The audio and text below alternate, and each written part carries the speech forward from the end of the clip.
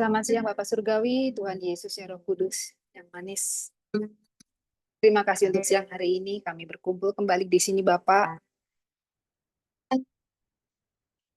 Sungguh Engkau sungguh baik buat hidup setiap kami.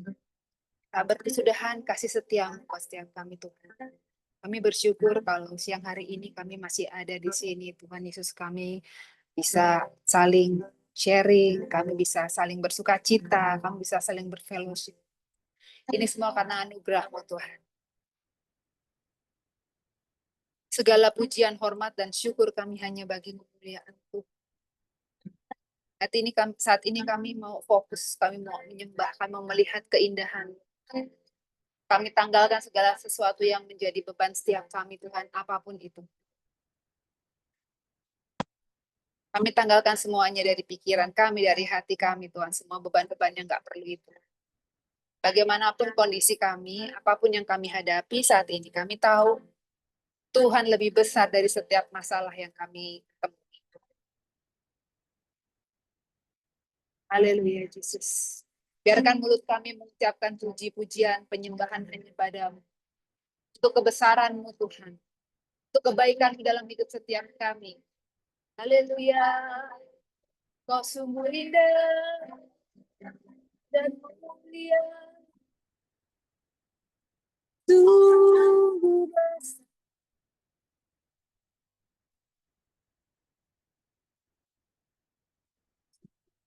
Indah tiada darahnya. Sungguh benar.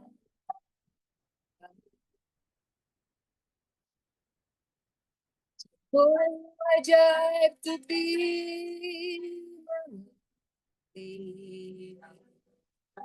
lebih dari saya dan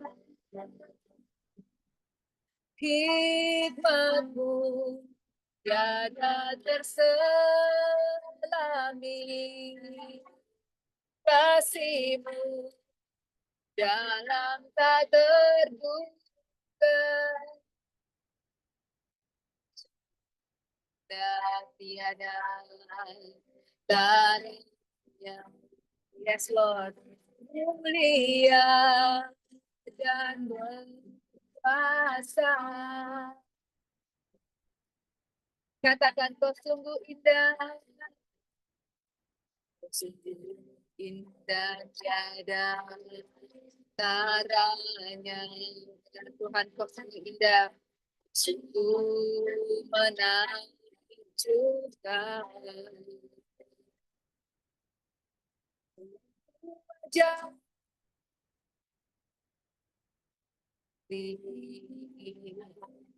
lebih dari semua dan hikmat-Mu tiada terselami, kasih-Mu dalam tak terduga. Tiada yang mulia dan berkuasa.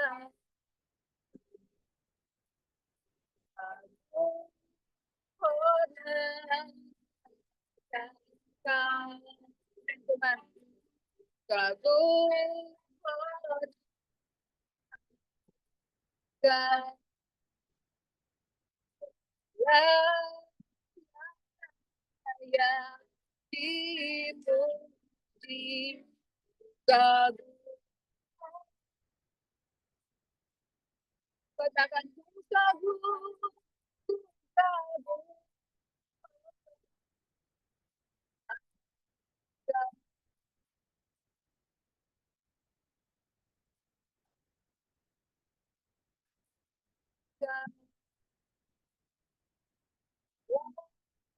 Yang layak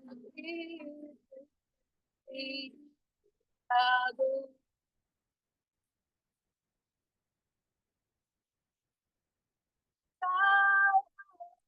besar, ajaib dan mulia, Kau Yesus yang selalu membuatku terpesona. Dalam Dia bagimu ya Tuhan. Hanya Kau yang layak. Benar Tuhan, Kau yang besar. Kau Allah yang besar. Ajaib dan mulia. Kau Yesus yang selalu membuatku terpesona. Dalam pujian bagimu ya Tuhan. Hanya Kau yang layak. Bukan Kau yang besar. Kau Allah yang besar, ajaib dan mulia. Kau Yesus yang selalu membuatku terpesona. Segala pujian bagimu ya Tuhan. Hanya Kau yang layak Tuhan.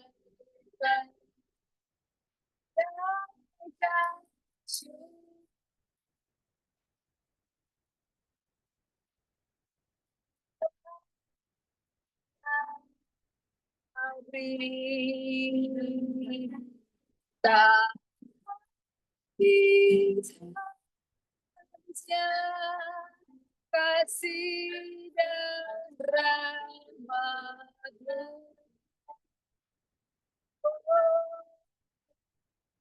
Lakukan dan tak pernah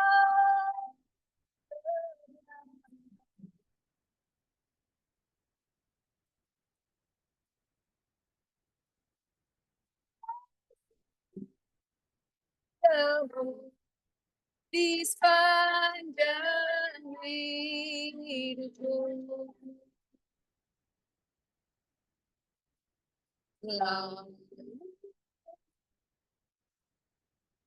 Dan tak pernah terlambat.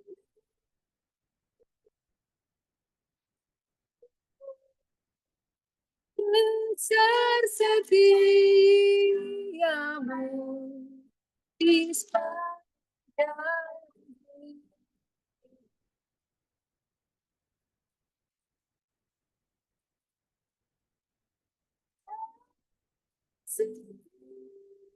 setiamu di sepanjang hidup.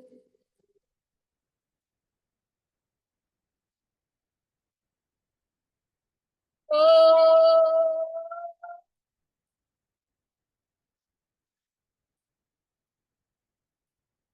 besar setiamu.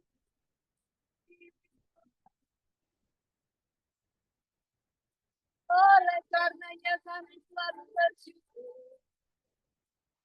Tenanglah hai jiwaku. Ketahuilah bahwa Tuhan itu besar. Penyertaannya sempurna. Oh,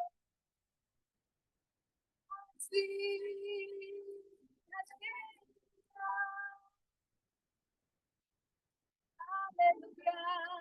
Thank you, Jesus. Kami sungguh bersyukur, Bapa. Kami sungguh bersyukur kasih-Mu, Tuhan. Ya, Bapak, terima kasih untuk penyertaan, untuk kebaikan dalam hidup setiap kami. Apapun yang kami lewati, apapun yang sedang kami hadapi, Tuhan, berat atau apapun itu kondisinya, Tuhan, kami nggak kehilangan harapan, karena Engkau adalah Allah yang tidak terbatas, yang hidup dalam hidup setiap kami. Kami berjalan melaluinya bersama-sama dengan Engkau, Tuhan. Kami tidak takut, kami tidak gentar. Kami nggak mau curiga, Tuhan, akan apapun yang ada di depan kami. Dengan iman kami bisa berdiri teguh dan berkata bahwa Tuhan Yesus baik. Masa depan daripadamu itu adalah masa depan yang indah, dan rancanganmu adalah sempurna dan yang terbaik buat setiap kami, Tuhan. Bahkan kematianmu tidak bisa memisahkan kasihmu terhadap kami, Tuhan. Biar kami terus lebih dalam di dalam Kau, rendam terus dalam kasih-Mu, Tuhan. Biar jiwa kami beristirahat di dalam kasih-Mu, Tuhan.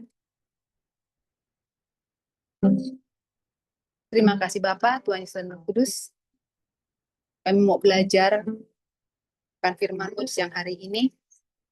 Kami percaya bahwa Roh Kudus akan berbicara pada setiap kami, mengajari kami Tuhan hal-hal yang baru, hal-hal yang sungguh berguna buat setiap kami. Berkati juga Mbak Ida yang akan bawakan firman-Mu Tuhan. Kami percaya Kau memakai mulut dan bibirnya untuk menyampaikan apa yang jadi isi hati-Mu Tuhan. Berkati juga setiap kami yang hadir di RS yang hari ini. Hati kami mau terbuka untuk Engkau Tuhan. Jiwa kami mau mendengar Engkau Tuhan.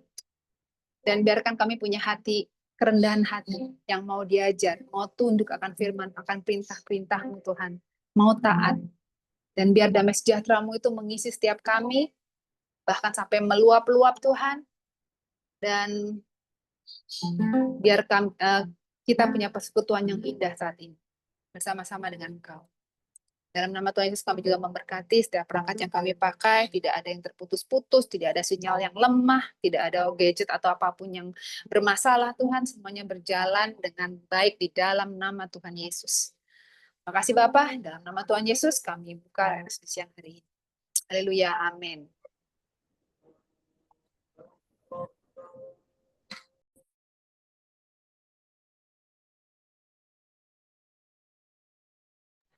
Oke, shalom. Selamat sore semuanya. Selamat siang menjelang sore ya. Terima kasih sudah bergabung di acara Revival Restoration Service pada hari ini ya. Terima kasih buat kesempatan yang diberikan pada saya untuk menyampaikan firman pada sore hari ini. Jadi beberapa waktu ini Tuhan itu menggerakkan saya bahwa kayaknya kita perlu deh ngebahas ini tentang pemulihan. Karena kadang-kadang orang itu tidak sadar dan merasa diri baik-baik saja. Nggak ngerasa bahwa, oh ya saya itu perlu pemulihan gitu. Nah kita mau belajar hari ini tentang pemulihan. Ya bagaimana restorasi itu perlu dilakukan. Kalau Bapak Ibu dari sekalian semuanya ada di sini ya, siapa yang merasa perlu pemulihan? Ada yang merasa perlu pemulihan? Saya sendiri merasa perlu. Ya. Kenapa? Kenapa kita perlu pemulihan? Karena kita itu hidup gitu ya, pasti punya luka masa lalu, luka-luka sakit hati, kesalahan, keputusan segala macam. Yang kita kadang-kadang sudahlah lupakan yang lalu, biarkanlah berlalu. Kadang-kadang begitu ya Bapak Ibu ya. Dianggap udah lewat, nggak apa-apa deh, lupakan gitu. Padahal itu harus diberesin, kita nggak pernah tahu, ya. Nah, kalau mau dibilang sebetulnya ya, dari awal Tuhan menciptakan manusia itu segambar dan serupa dengan Yesus Kristus, dengan anak Allah ya kan. Itu tujuannya. Kenapa kita diciptakan? Supaya segambar dan serupa dengan Tuhan Yesus. Kemudian pada waktu Tuhan Yesus sudah datang ke dunia, dia mengenalkan Allah Bapa, kemudian Tuhan Yesus itu menebus dosa dan kesalahan manusia. Kemudian ada satu tugas lagi yang diberikan kepada kita, apa? Mewartakan amanat agung. Tetapi sebelum sampai amanat agung itu sampai bisa kita wartakan, ada lagi waktu Tuhan Yesus meninggalkan dunia ini, sebelum meninggalkan dunia dia sudah berjanji akan memberikan Roh Kudus. Nah, Roh Kudus itulah yang akan membimbing dan merubah kita sehingga menjadi berbuah. Jadi kita harus mengerti sama-sama. Kita hari ini belajar mengenai restoration. Tujuan awalnya adalah kita berubah, kita berbuah. Setelah berbuah, kita bisa melakukan amanat agung. Semakin dikuduskan, semakin diperbaharui, kita akan menjadi segambar dan serupa dengan Tuhan Yesus. Tujuannya ke arah sana. Jadi sama-sama ya, udah ngerti ya. Kenapa sih kita ini kok perlu berubah? Kenapa perlu berbuah? Kenapa sih perlu adanya pemulihan?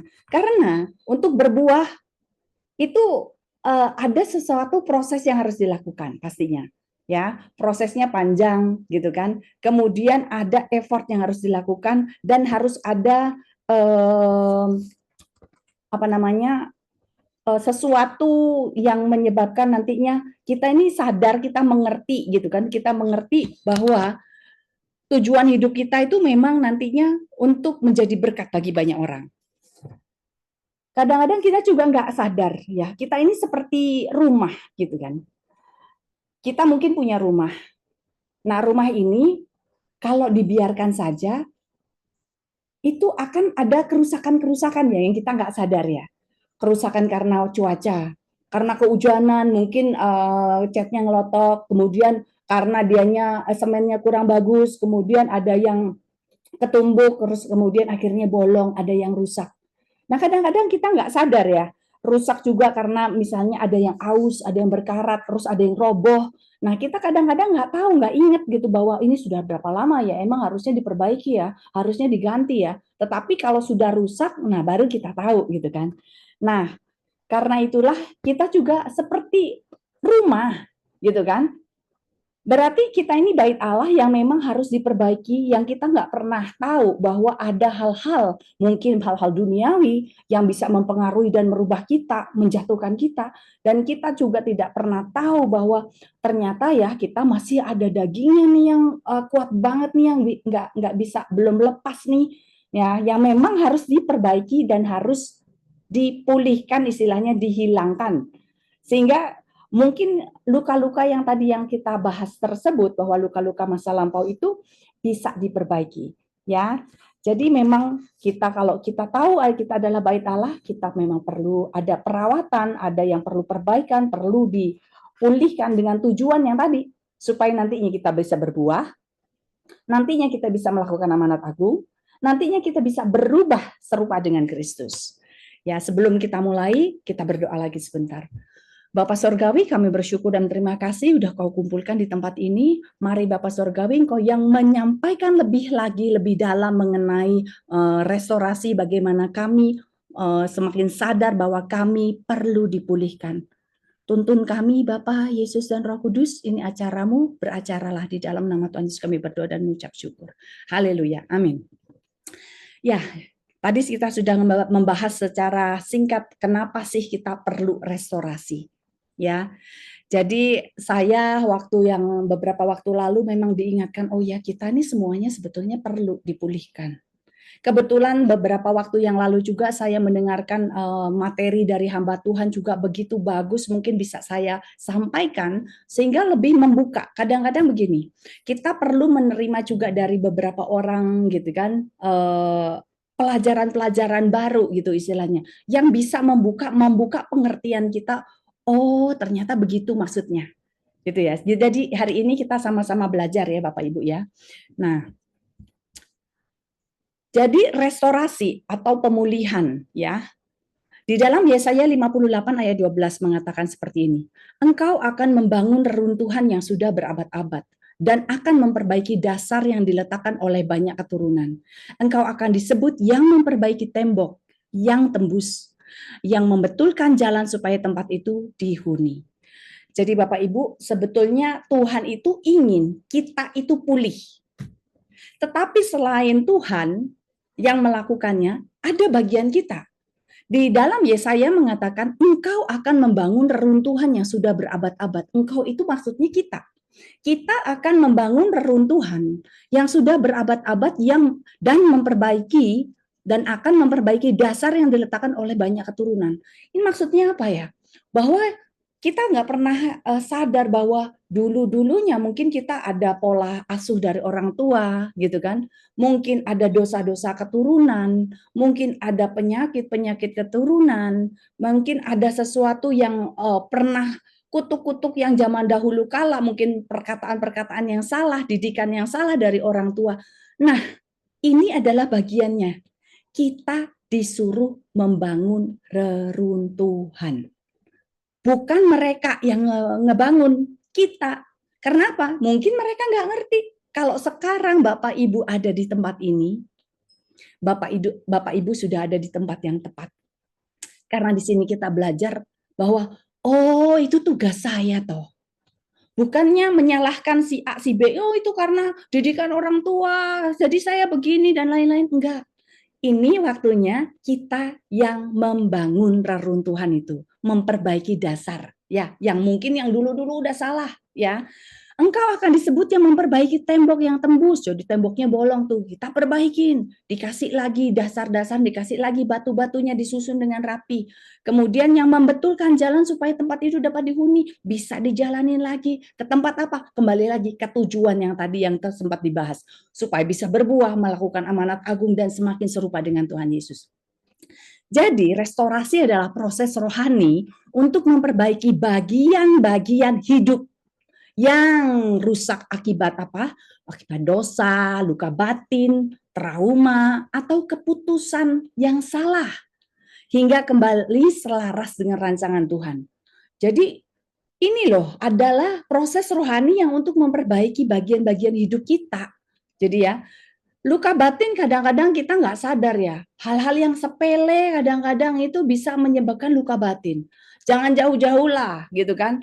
Celetukan aja gitu. Kamu gemuk kan ya gitu kan. Hah? Aku gemuk ya? Aduh, gemuk ya? Aduh, atwas ya dia ngatain aku gemuk. Hal kecil bisa menyebabkan luka batin loh Bapak Ibu. Itu cuma salah ngomong ataupun mungkin orangnya baik-baik aja dia baik-baik istilahnya dia jujur, tetapi kita yang nerimanya kita lagi sensi gitu kan, lagi sensitif. Walah, kok aku dibilang gemuk toh yo gitu kan. Nah, yang kayak gitu, hal kecil yang kita nggak pernah tahu, tetapi itu kalau disimpan, luka batin itu akan semakin apa? Dari luka batin yang kecil semakin besar, akhirnya lama-lama menjadi sentimen sama orang itu, lama-lama awas kamu ya, menjadi dendam kalau sudah sampai dendam awas nanti kamu seperti ini gitu kan. Nah, itu kalau luka batin yang tadi itu tidak diperbaiki, tidak dipulihkan, semakin lama semakin besar, semakin besar, semakin besar. Itu berefek di dalam kehidupan kita. Ya, selain Tuhan, kita harus membongkar hidup kita dulu.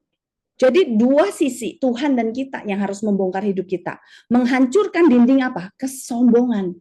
Kita kadang-kadang nggak sadar bahwa kita ini sombong.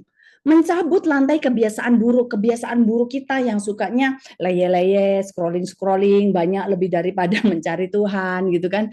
Kebiasaan buruk mungkin dosa dan lain-lain gitu kan. Terus kemudian merobohkan luka lama. Nah, luka lama ini juga seperti atap ya, yang di atas yang memang harus dirobohkan, ditembus supaya apa? Hancur luka apa itu namanya barier ataupun penghalang itu sehingga apa kita pulih. Nah, ini sudah harus diberesin semuanya. Kalau kita nggak pernah tahu bahwa oh ada itu ya, bagaimana kita mau bertindak untuk memperbaiki? Ada kemauan karena yang kita sampaikan hari ini adalah yuk sama-sama kita mau pulih. Kesadaran itu yang harus kita punya ya sebelum kita sampai kadang-kadang kita bilang gini saya mau pulih tetapi sebetulnya ya ya begitu doang gitu kan tetapi belum nyampe sadar belum sampai ngerema belum sampai bahwa saya betulan saya butuh gitu kan kalau sudah butuh akan dicari tapi kalau cuma oh ya memang saya perlu pulih ya udah nanti saya diminta didoain. Cuma segitu doang, itu nggak sungguh-sungguh itu loh. Belum nyampe. Nah, inilah perlunya kita mengerti. Jadi selama proses pemulihan tersebut pasti prosesnya berantakan. Ada sakit, bahkan terasa kehilangan. Tapi tanpa dibongkar, rumah itu tak akan pernah kuat kembali. Percayalah. Dia tidak menghancurkan dan meninggalkan, dia membongkar untuk membangun ulang. Ini poin penting. Dia membongkar, Tuhan itu membongkar semuanya, mendongkar kedagingan kita, minta pertolongan Roh Kudus, membongkar semua luka lama kita semuanya dibongkar sama apa? Untuk membangun ulang supaya menjadi serupa dan segambar dengan Tuhan Yesus itu. Menjadi apa? Lebih kokoh, lebih indah dan lebih penuh cahaya. Jadi itu, pemulihan itu sama dengan Tuhan mengembalikan keadaan kita menjadi lebih baik sesuai dengan rencananya. Seperti yang tadi sudah disampaikan, bahwa kehancuran akan diubah menjadi suatu pengharapan. Dari kelemahan akan diubah nantinya menjadi suatu kekuatan. Dari dosa kemudian diubah menjadi apa? Suatu hidup yang baru. Di dalam pemulihan itu sendiri ada reparasi, ada restorasi atau pemulihan, ada rekonsiliasi, perdamaian kembali. Nah, rekonsiliasi ini juga penting. Ini tidak bisa diabaikan. Terutama apa? Rekonsiliasi kita dengan Tuhan, dengan sesama, dengan diri sendiri. Itu part yang memang harus dilakukan dan harus dikatakan dengan mulut. Kita nggak bisa cuma dalam hati aja, Tuhan ampuni, tapi dalam hati Tuhan aku minta ampun sama itu, tapi tidak berani misalnya kalau orangnya masih ada, kita berani datang dan kita benar-benar minta maaf. Seperti itu. Bagian rekonsiliasi ini harus dilakukan, nggak bisa di skip gitunya, ya. Kemudian bagian penebusan, pembayaran harga untuk pemulihan. Dan kita sudah sadar bahwa Tuhan Yesus sudah datang ke dunia. Pertama untuk yang tadi adalah untuk mengenalkan Bapaknya, kemudian untuk menebus dosa, kemudian yang ketiga adalah Tuhan Yesus ini untuk memulihkan kita, Bapak Ibu ya. Kemudian Tuhan Yesus sudah membayar harganya dengan mati di atas kayu salib, darahnya tercurah, menebus dosa dan kesalahan kita, bilur-bilurnya juga sudah menyembuhkan segala sakit penyakit kita, bahkan kutuk sudah dipatahkan di atas kayu salib. Nah, penebusan pembayaran harga itu bagiannya Tuhan Yesus. Tetapi setelah kita menerima Tuhan Yesus sebagai Tuhan dan Juru Selamat, ada bagian kita yang harus bayar harga, yaitu adalah memikul salib kita. Memikul salib kita apa? Menanggalkan kedagingan kita, membuat yang tadinya kita tidak suka membaca firman, bagaimana kita bisa memotivasi dan minta bantuan Roh Kudus untuk supaya apa? Kita tetap melekat pada Tuhan Yesus, tetap melekat pada Roh Kudus, pada Allah Bapa. Ini bagian bayar harga untuk memulihkan. Itu juga harus dilakukan. Ada lagi pembaharuan, transformasi akal budi, pikiran, batin, dan perilaku. Nah, transformasi akal budi ini perlu dilakukan juga. Pikiran, batin, perilaku. Dari mana kita bisa dapat yang namanya transformasi akal budi, pikiran, batin, dan perilaku? Dari apa? Dari firman Tuhan. Dari firman Tuhan yang kita baca setiap hari. Bapak Ibu, kalau misalnya kita beli barang sesuatu elektronik pasti ada buku panduannya. Kita tahu bahwa untuk manusia yang diciptakan buku panduannya adalah Alkitab.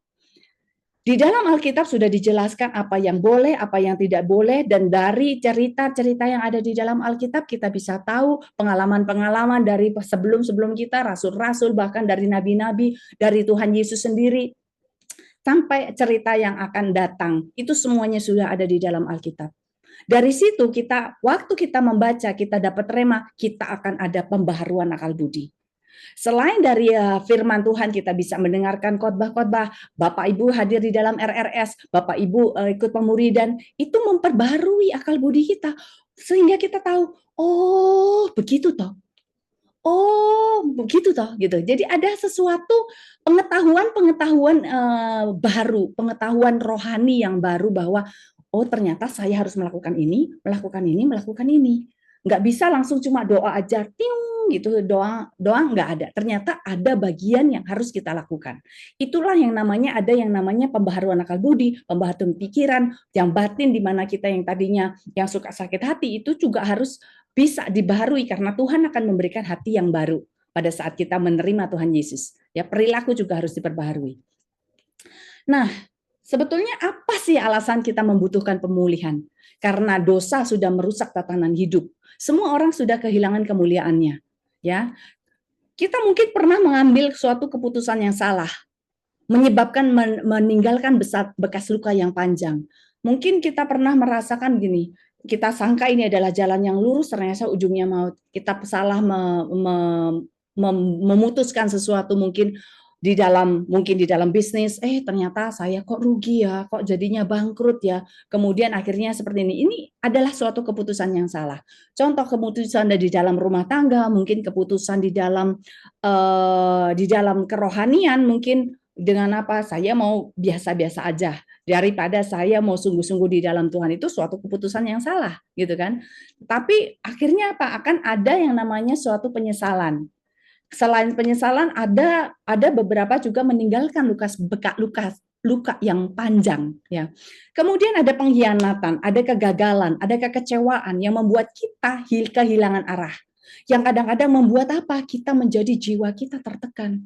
Mengapa kau tertekan, hai jiwaku? Itu kata Mazmur. Itu karena apa? Karena ada pengkhianatan. Pengkhianatan kenapa bisa terjadi ya? Kegagalan, aduh coba aku nggak ngelakuin itu. Kekecewaan terhadap orang yang terdekat. Biasanya yang banyak memberikan kekecewaan adalah orang-orang terdekat. Nggak mungkin ya kita kecewa sama tukang sayur yang jauh gitu kan, sama orang yang jarang ketemu sama kita. Pasti biasanya banyak gesekan itu ada di orang-orang terdekat yang menyebabkan apa kita kecewa. Nah, kemudian ada pola hidup lama yang mengikat kita, ya. Pola hidup lama yang hidup mungkin nggak apa-apa itu mah dosa kecil, itu nggak apa-apa lah, gitu kan. Dan membuat kita tetap hidup di dalam manusia lama.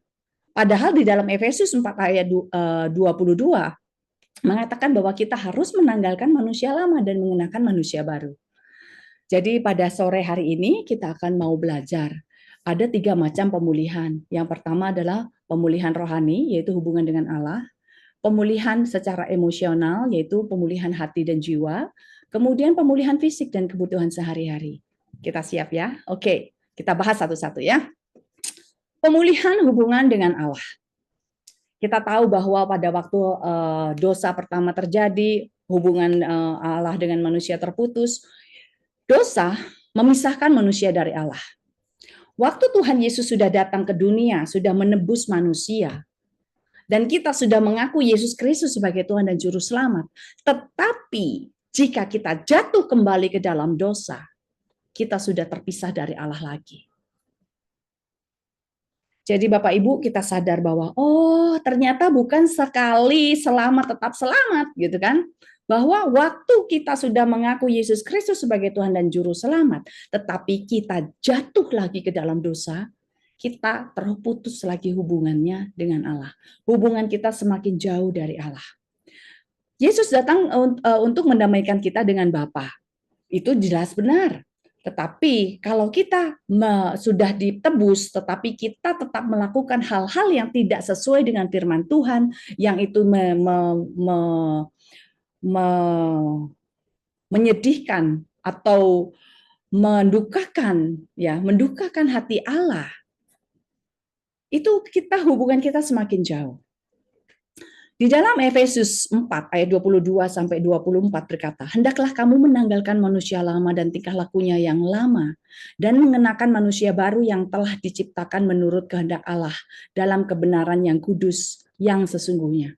Jadi Tuhan itu ingin waktu kita sudah mengaku Tuhan Yesus dan sudah mendamaikan kita dengan Bapa, kita tuh benar-benar menanggalkan manusia lama kita dan tingkah laku yang lama dan mengenakan manusia yang baru. Jangan balik lagi. Tetapi kadang-kadang, ya itu kembali lagi, berhubung kita masih ada di dunia, kadang-kadang bergaul dengan dunia, kemudian kita masih terbawa arus. Nah, bagaimana kita supaya tidak terbawa arus? Kita minta Roh Kudus yang mengawal kita, mengingatkan kita, karena fungsi Roh Kudus adalah mengingatkan kita untuk tetap ingat akan firman Tuhan untuk apa yang harus kita lakukan. Jadi siapa yang ada di dalam Kristus, ia adalah ciptaan baru. Yang lama sudah berlalu, sesungguhnya yang baru sudah datang. Jadi kita harus sadar bahwa ini kalau misalnya ada dosa yang mengintip ya, yang mengganggu, yang menggoda, saya ciptaan baru, saya sudah menanggalkan manusia lama. Saya adalah manusia baru. Dan itu harus disadari. Berkata sadar, kita harus sadar dan kita harus katakan, saya manusia baru, saya tidak akan jatuh lagi ke dalam dosa. Saya tidak akan melakukan hal-hal yang tidak sesuai dengan firman Tuhan. Bisa nggak kita itu melawannya dengan firman seperti waktu Tuhan Yesus dicobai di padang gurun. Itu Tuhan Yesus selalu melawan semua perkataan kebohongan daripada iblis ya Pak. Dengan firman Tuhan, ada tertulis seperti ini, ada tertulis. Jadi Bapak Ibu, langkah menuju pemulihan dengan Allah itu apa aja? Yang pertama adalah, ini yang step-step ya, ada 5 step di sini yang saya tuliskan. Yang ini harus dilakukan. Harus dilakukan apa? Boleh dilakukan sendiri, boleh dilakukan minta tolong dengan hamba Tuhan juga boleh. Tetapi kalau bisa dilakukan sendiri, silakan dilakukan sendiri. Pertama, sadar dan akui kerusakan. Bagaimana kita sadar dan akui kerusakan? Kita tanya sama Roh Kudus, saya ini pernah melakukan apa, dosa apa yang saya masih ada yang harus saya perbaiki. Minta ampun, tidak menutupi ya, dan tidak menyalahkan orang lain bahkan ya, bahwa oh ya saya ini begini karena orang tua saya dulunya juga penyembah berhala, orang tua saya itu nggak ngerti firman Tuhan. Nggak bisa. Kita nggak boleh menyalahkan orang lain.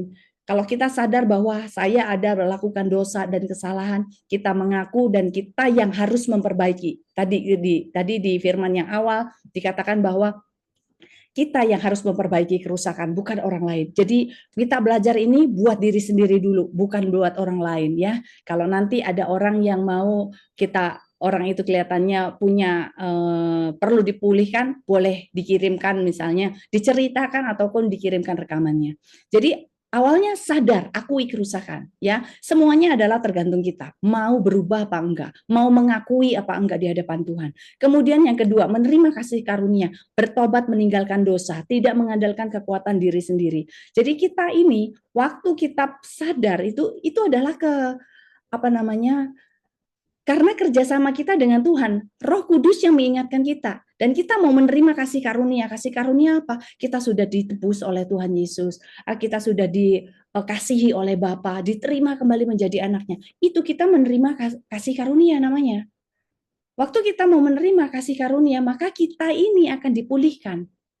Bahwa saya ini sudah ditebus loh. Kenapa ya harus saya balik lagi? Kalau kita sadar posisi kita sebagai anak Allah, kita tidak akan berlaku sebagai yang lain-lain, tetapi anak Allah adalah anak yang benar-benar mempunyai perkataan seperti Yesus, perilaku seperti Tuhan Yesus, yang mempunyai kebudayaan kerajaan Allah.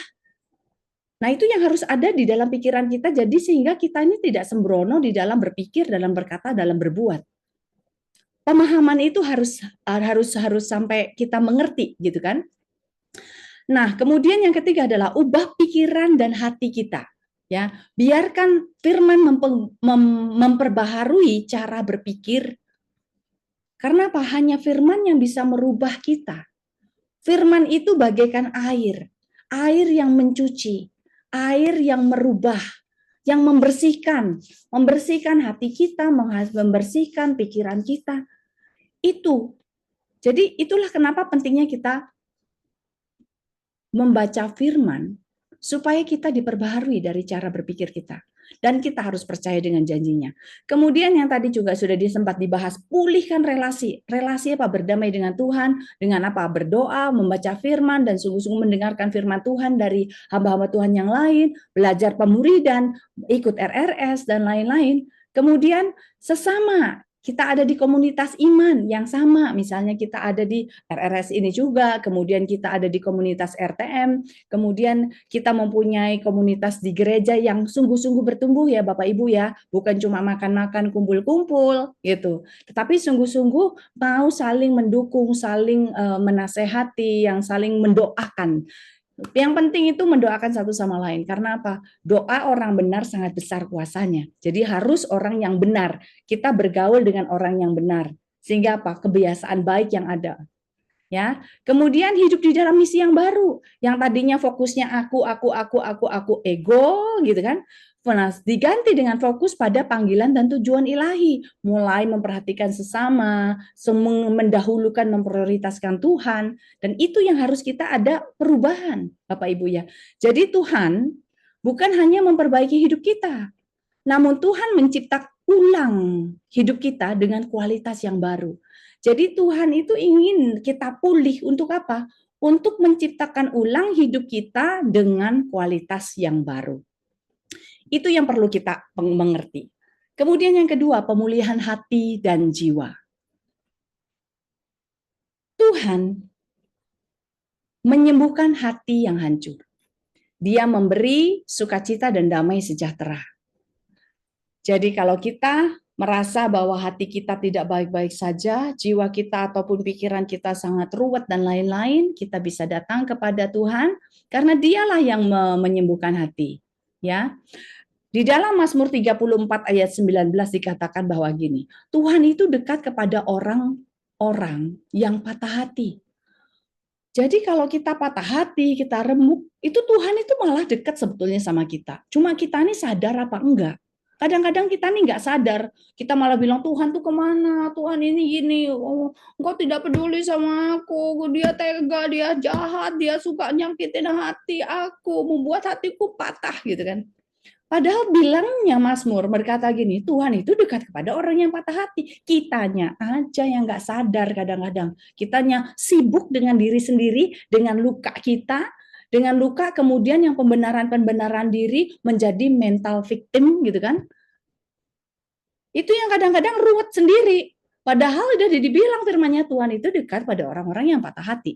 Mazmur 147 ayat 3. Ia menyembuhkan luka orang-orang yang patah hati dan membalut luka mereka. Bayangin, dia Tuhan ini yang menyembuhkan orang yang patah hati. Jadi bukan cuma deket doang, disembuhin, dibalut lukanya. Itu bagian Tuhan. Tetapi ada juga ya bagian kita juga yang harus berubah di dalam pemulihan hati dan jiwa. Nanti kita akan bahas selanjutnya. Yehezkiel 36 ayat 26 mengatakan begini, kamu akan kuberikan hati yang baru dan roh yang baru di dalam batinmu, dan aku akan menjauhkan dari tubuhmu hati yang keras dan kuberikan kepadamu hati yang taat. Jadi waktu kita minta sungguh-sungguh kepada Tuhan, waktu kita punya hati yang hancur patah hati, Tuhan itu bisa loh kasih hati yang baru. Waktu kita menerima Tuhan Yesus sebagai Tuhan dan Juru Selamat, maka kita diberikan hati yang baru, roh yang baru di dalam batin kita, yang menjauhkan tubuh dari hati yang keras. Bahkan kita diberikan hati yang taat. Nah, langkah-langkah menuju pemulihan hati dan jiwa. Saya tulis di sini, saya singkat menjadi 8 poin. Ya. Yang pertama, mirip sama yang tadi, sadar dan akui. Sadar dan akui apa? Ada sakit hati, pahit hati dengan jujur. Kalau Bapak Ibu sedang diem gitu ya, merem matanya gitu. Kemudian mendadak tuh apa? Keingat seseorang tuh. Dia lagi. Gitu. Ataupun kita ketemu gitu orang. Belum apa-apa sudah hatinya sudah itu orang lagi gitu. Itu berarti belum beres Bapak Ibu. Masih ada tuh sakit hatinya, belum tuntas tas istilahnya gitu. Jadi waktu kita masih ada perasaan itu, kita datang kepada Tuhan, kita minta Roh Kudus ingatkan siapa ya yang masih ada di dalam pikiran yang masih, aduh yang menyakiti hatiku tuh loh yang belum aku beresin. Karena sakit hati itu perlu diberesin. Jangan yang tadi pertama saya bilang apa, jangan diabaikan, enggak apa-apa itu kan sudah masa lalu. Tetap harus diberesin di hadapan Tuhan Bapak Ibu. Kadang ini yang kita abaikan, malu, kalau ngaku, apalagi minta didoain orang, kan jadinya dia tahu, gitu kan.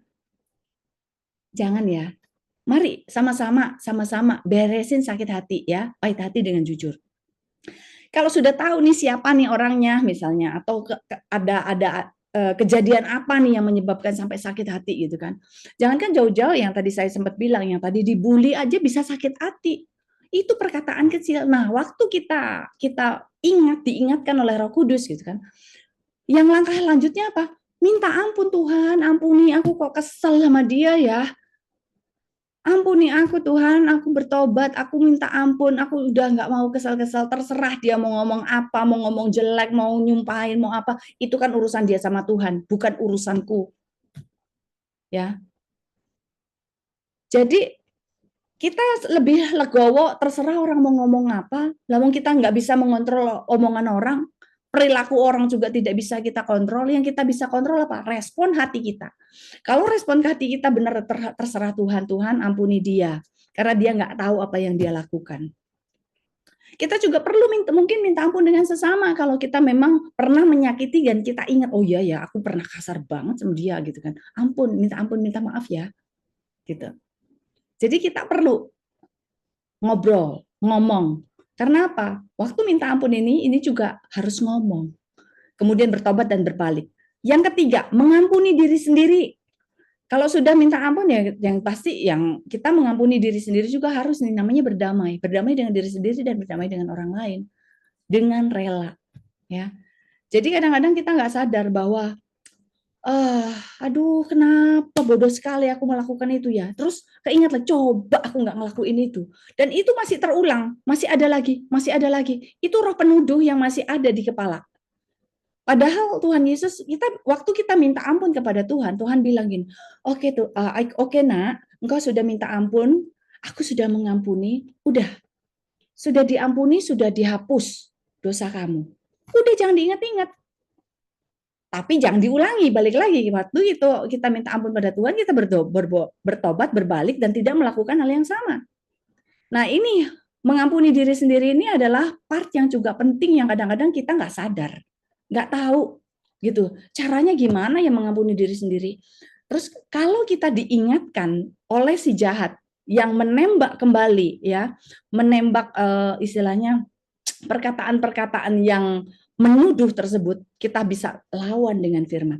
Enggak, Tuhan sudah mengampuni aku. Aku orang yang secure, bukan orang insecure. Aku orang yang sudah diampuni. Aku anak Allah. Aku adalah yang sudah dikuduskan oleh Tuhan dan aku tidak melakukan hal itu. Ini sudah masa lalu, masa laluku sudah selesai. Lawan dengan firman. Jangan diam aja, jangan terus malah muter pusing sendiri. Ya, jadi tidak lagi mengingat kesalahan yang sudah diampuni. Nanti minta ada bagiannya ya untuk menghapuskan memori. Ya, kemudian ubah pikiran dan hati. Nah, waktu kita mengubah pikiran dan hati ini kembali lagi nih, kita harus sadar posisi kita sebagai anak Allah. Yang tadi saya sudah jelaskan. Kalau kita anak Allah, kita pasti menjaga nama baik Allah. Bahwa kita berkatanya, berperilaku, berbuat apapun yang kita berpikir semuanya sesuai dengan caranya Allah, sesuai dengan pikiran Kristus, perkataan Kristus, semuanya. Bahkan perilaku kita, karakternya Yesus. Karakter budayanya juga budayaan kerajaan Allah. Ya, yang tadi juga sempat dibahas bahwa firman yang akan memperbaharui cara berpikir, percaya janjinya dan tidak lagi menjadi mental korban atau victim mentality. Kemudian memutuskan dan mencabut perkataan kutuk daripada orang lain atau diri sendiri. Kalau nih Bapak Ibu lagi ngobrol, mungkin orang tua gitu kan, keceplosan. Dasar kamu anak bandel, kamu anak nakal misalnya, kamu orang nggak diuntung, kamu tuh dasar kamu miskin, kamu ini nggak tahu pendidikan, nggak tahu terima kasih, kamu anak yang durhaka. Wah, kalau kita dengar itu perkataan itu dalam hati saja dulu. Dalam nama Tuhan Yesus aku putuskan, aku patahkan, kami batalkan perkataan kutuk di dalam nama Tuhan Yesus. Perkataan itu tidak akan mengena padaku di dalam nama Tuhan Yesus. Perlu diputuskan, dibatalkan. Nah, kemudian kalau misalnya kita ingat yang dulu-dulu pernah dikatain apa, kita juga bisa. Nah, kalau kita sendirian, kalau ada orang di depan ya jangan ngomong gitu kan, dalam hati aja. Tetapi kalau kita berdoa, kita nggak apa-apa, kita sambil ngomong, kami batalkan, kami patahkan perkataan kutuk itu di dalam nama Tuhan Yesus. Ataupun mungkin perkataan dari diri sendiri, ngomongnya gini, dasar memang aku ini pelupa, aku ini nggak benar, aku ini gini, pokoknya yang jelek-jelek. Itu juga harus diputuskan. Ya, harus diputuskan, dibatalkan, minta ampun sama Tuhan. Aku ini anak Allah, kok nyumpahin diri sendiri, ngomongin kita dasar bodoh, dasar apa, enggak. Tuhan Yesus itu udah kayak gitu ya. Jadi kita nggak boleh ngatain diri sendiri karena kita ini sadar bait Allah, kita ini anak Allah. Nah, kesadaran bahwa kita adalah anak Allah itu penting banget, sehingga apa? Kita kalau ngomong, kita nerima sesuatu juga nggak sembarangan. Ya Bapak Ibu ya. Itulah kenapa perlu banget mengerti kalau kita sudah benar-benar anak Allah, kita nggak akan sembarangan di dalam melakukan segala sesuatu. Kemudian menghapus memori yang menyakitkan masa lampau. Ini yang tadi saya bilang bahwa apa? Kalau kita sudah istilahnya kita sudah mengampuni, supaya itu nggak bolak-balik, supaya itu tidak menuduh, roh penuduh itu, kita minta, Roh Kudus, aku minta bantuan Engkau untuk menghapus memori, kejadian-kejadian buruk masa lampau yang pernah aku alami, dihapus dari memoriku dan di alam roh, di dalam nama Tuhan Yesus. Hapus di dalam nama Tuhan Yesus, tidak ada lagi. Sehingga apa? Tidak dipakai oleh si jahat, si iblis untuk menuduh lagi. Karena selama memori yang menyakitkan masa lampau itu masih ada, akan terulang kembali. Ya. Kemudian selanjutnya, minta pemulihan hati Bapak, bahwa kadang-kadang banyak orang yang yang hatinya sakit, jiwanya sakit, biasanya kekurangan kasih Bapa. Kita minta dipenuhi oleh kasih Allah Bapa. Jadi bukan nyari kasih dari manusia, tetapi kasih dari Allah Bapa. Damai sejahteranya Allah Bapa setiap hari, setiap saat. Jadi perlu itu ada. Karena apa? Kalau enggak, kita nih kayak orang yang kalau kita nggak dipenuhi kasih dan damai sejahtera, kayak kita mencari-cari. Akhirnya apa? Cari perhatian orang, suka caper. Kalau enggak cari perhatian orang, ada cowok cakep atau dideketin, ada om-om, tante-tante atau siapa aja. Aduh, kayak orang kekurangan kasih gitu loh. Kita anak Allah. Kita nggak kekurangan. Kita punya Bapa Sorgawi yang punya kasih yang luar biasa. Kita nggak perlu orang-orang tersebut. Kalau kasih dari keluarga, nggak apa-apa gitu kan. Karena memang kasih dari keluarga. Nah, mungkin keluarga nggak punya kasih, nggak apa-apa. Ada Allah Bapa. Jadi kita nggak usah cari-cari kalau karena keluarga nggak mengasihi saya cari di luar. Nggak juga, nggak kayak gitu. Ya, oke. Kemudian berdoa dan berkati mereka yang pernah melukai. Bisa enggak kita sampai ke titik itu, berdoa dan memberkati mereka supaya mereka juga berubah, supaya mereka juga mengalami pemulihan, mereka juga bisa mengalami kemerdekaan. Ya. Di dalam Yesaya 61 dikatakan, roh Tuhan Allah ada padaku oleh karena Tuhan telah mengurapi aku. Ia telah mengutus aku untuk menyampaikan kabar baik kepada orang-orang sengsara dan merawat orang-orang yang remuk hati. Untuk memberitakan pembebasan kepada orang-orang tawanan dan kepada orang-orang yang terkurung. Kelepasan dari penjara. Yang disuruh siapa? Ia telah mengutus aku, Bapak Ibu. Jadi Tuhan mengutus kita untuk menyampaikan kabar baik kepada orang-orang sengsara, merawat orang yang remuk hati. Tetapi dengan syarat, merawat orang yang remuk hati, hatinya harus beres dulu. Kalau hatinya belum beres, ya firman Tuhan berkata apa? Nanti mencemari banyak orang. Masih ada iri hati, dengki, kesombongan, segala macam. Bukannya menyembuhkan, malah mencemari orang lain. Nanti ujung-ujungnya jadi barisan sakit hati. Jadi pulih dulu yang kita tadi bahas dari awal. Yuk kita pulihin diri sendiri dulu. Baru kita fokusnya mulai ke saudara yang terdekat-terdekat, kemudian orang lain. Tetapi diingat bahwa kita memang disuruh untuk menyampaikan kabar baik. Kalau Bapak Ibu bisa menceritakan mengenai bagaimana cara memulihkan, boleh. Silahkan. Oke, kita lanjut. Kemudian pemulihan kehidupan sehari-hari, pemulihan kesehatan, ekonomi, keluarga, pekerjaan. Kita tahu bahwa janji Tuhan memberikan masa depan yang penuh harapan. Pada saat kita mengalami kesesakan dalam kehidupan sehari-hari, mungkin ada yang masalah ekonomi, Tuhan, kenapa sih ini kok semuanya bisnisnya mandek? Kenapa ya keuangan aku kok kayaknya habis melulu ya gitu kan. Nah, minta dipulihkan oleh Tuhan. Minta Roh Kudus ajari aku cara mengelola keuangan dengan baik. Seperti itu. Kalau keluarganya ada aja percecokan, datang ke Roh Kudus, Roh Kudus, aku minta Engkau terlibat. Aku berkati orang tuaku, aku berkati adik-adik kakakku di dalam nama Tuhan Yesus. Rumah ini penuh dengan damai sejahtera. Tiap hari doa. Sehingga apa? Di dalam rumah ada damai sejahtera. Tuhan, aku percaya taruh di dalam mereka roh takut akan Tuhan, mereka pertobatan sehingga mereka boleh bertemu dengan Engkau, mereka boleh dipulihkan juga. Ya. Nah, untuk masalah-masalah ekonomi dan lain-lain, Tuhan Yesus sudah Tuhan itu mengatakan di dalam Yoel 2 ayat 25, aku akan memulihkan kepadamu tahun-tahun yang habis dimakan belalang. Jadi Tuhan sendiri berkata akan memulihkan.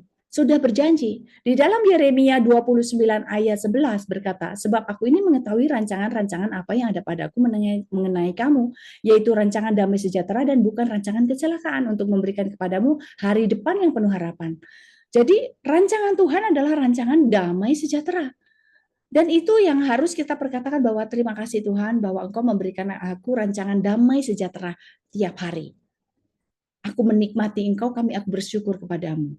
Ya, jadi waktu adanya masalah-masalah di dalam kesehatan, ekonomi, keluarga dan pekerjaan, libatkan Tuhan, libatkan Tuhan.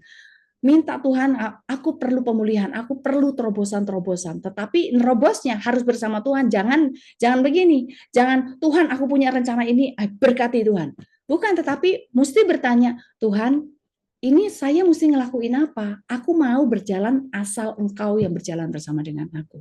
Bukan Tuhan yang cuma ngasih stempel yang kemudian kayak tukang ngecap gitu kan, visa oh ya boleh jalan gitu kan, gitu jalan gitu. Enggak. Tetapi kita tanya Tuhan maunya apa? Sehingga kita benar-benar bisa dipulihkan. Nih ya, contoh pemulihan berulang. Kalau masalahnya berulang, adalah bukti ada sesuatu yang belum diperbaiki. We repeat what we don't repair. Kita akan mengulangi terus hal-hal yang belum kita perbaiki. Kalau Bapak Ibu semuanya sadar nih ya, bahwa oh iya ya, kenapa ya kok masalah ini lagi, kayaknya muter nggak selesai-selesai. Berarti ada yang belum diperbaiki. Perbaikinya gimana? Tanya sama Tuhan. Saya punya pengalaman gini kan. Suatu kali ada masalah bunyi ngik gitu di bawah mobil setiap melewati polisi tidur. Ya, ini kejadian nyata bahwa suatu ketika karena mobil saya itu sering dipakai untuk perjalanan jauh ke Jawa. Saya pernah ke Jepara, pernah ke Semarang itu pakai kendaraan saya, ke Jogja bahkan kemana-mana waktu pelayanan dari RTM menggunakan mobil saya. Nah, waktu mobil saya bunyi naik polisi tidur terus waktu turun bunyi ngik gitu, saya khawatir dong, wih kenapa bunyi, nggak pernah bunyi, kenapa bunyi ya gitu kan.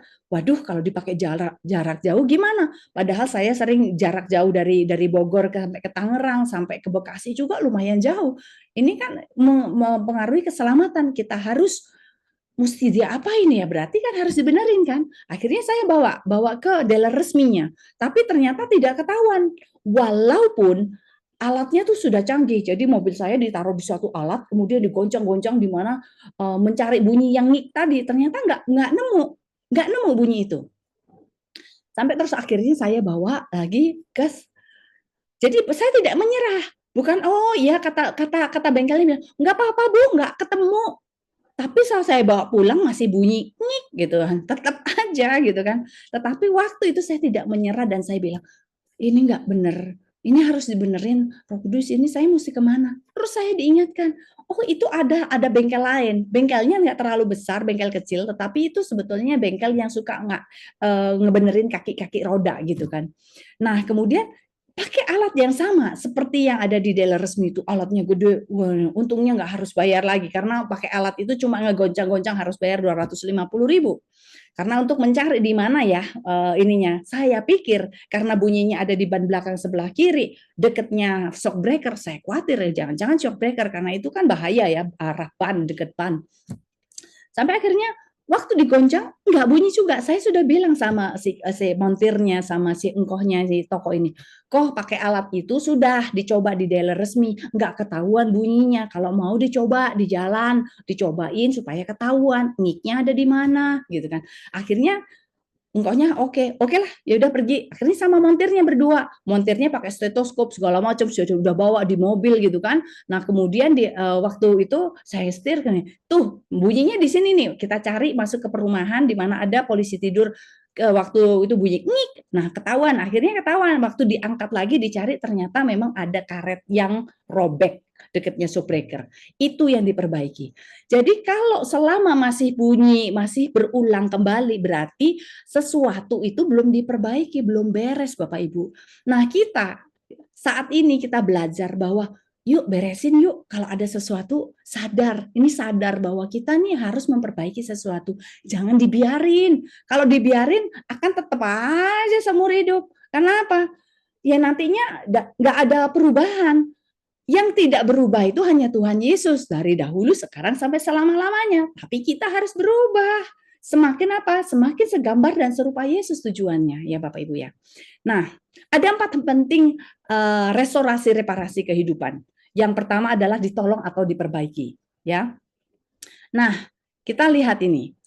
Markus 10 ayat 46 sampai 52. Lalu tibalah Yesus dan murid-muridnya di Yeriko, dan ketika Yesus keluar dari Yeriko bersama-sama dengan murid-muridnya dan orang banyak yang berbondong-bondong, ada seorang pengemis yang buta namanya Bartimeus, anak Timeus, duduk di pinggir jalan. Ketika didengarnya bahwa itu adalah Yesus orang Nazaret, mulailah ia berseru, "Yesus anak Daud, kasihanilah aku."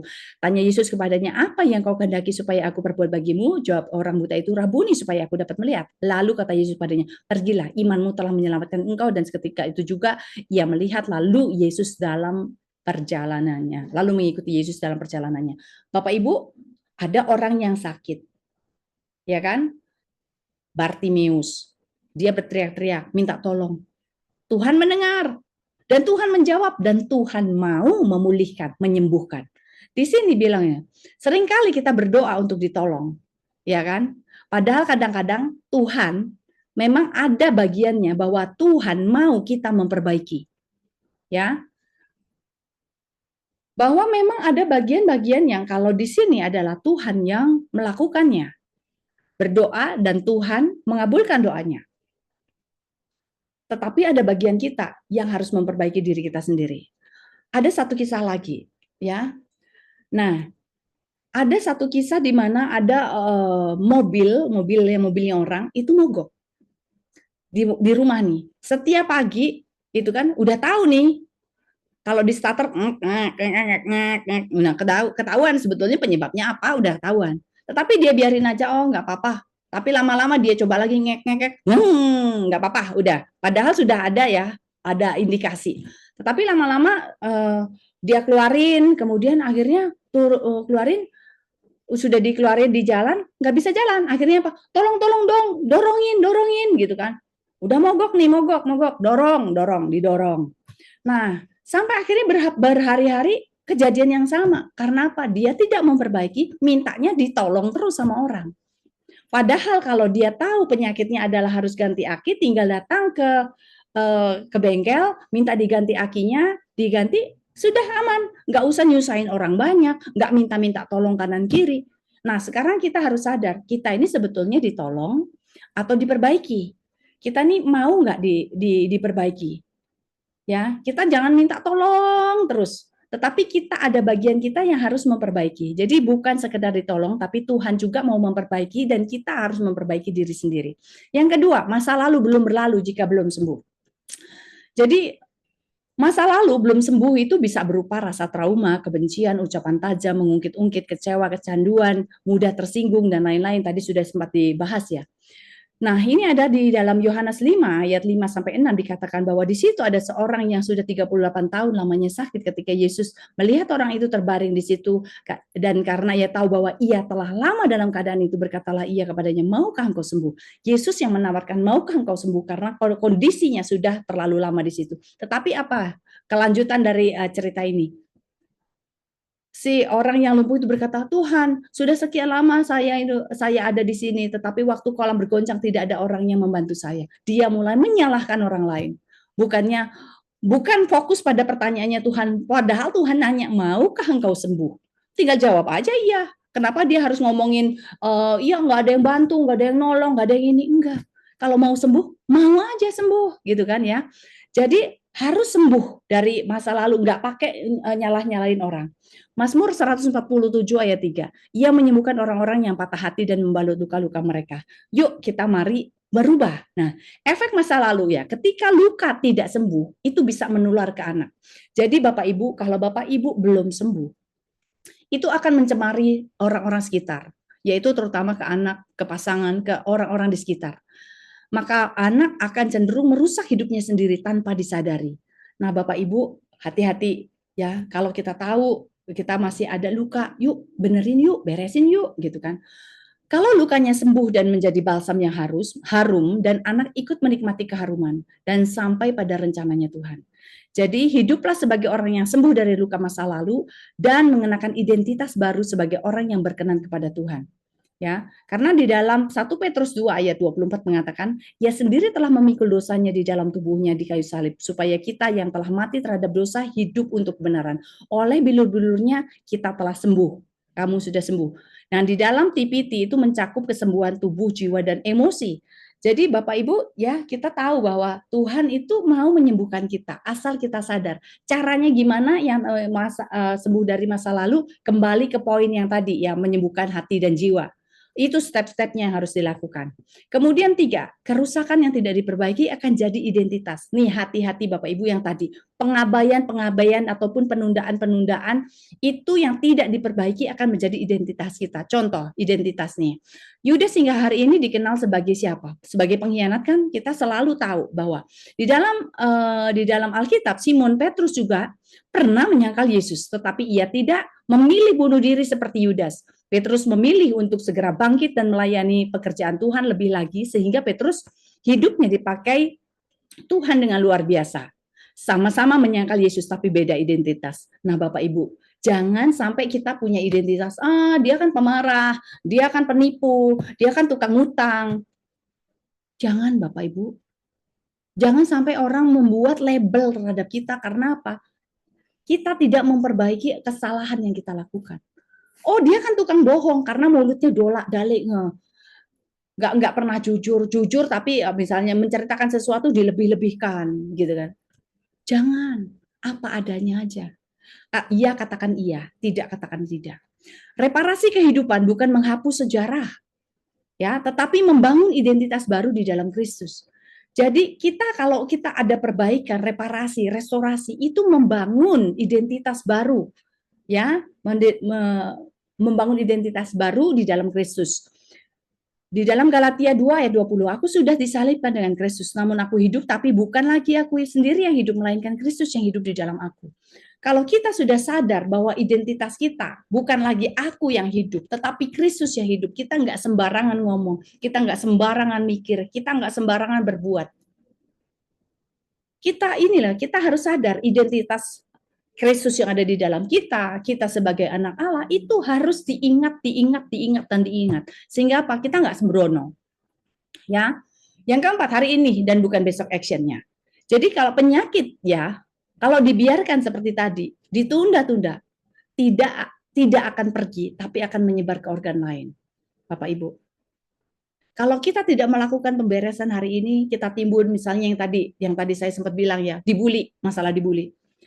Dikatain aja, oh kamu gemuk kan ya, gitu kan, gemuk kan kaget, beneran ya gemuk, kok tega sih dia ngomong aku gemuk, kayak begitu ya, wah jangan-jangan dia sentimen, jangan-jangan dia itu deh, nah itu bergulir, karena apa nggak diberesin, lama-lama akhirnya jadi dendam.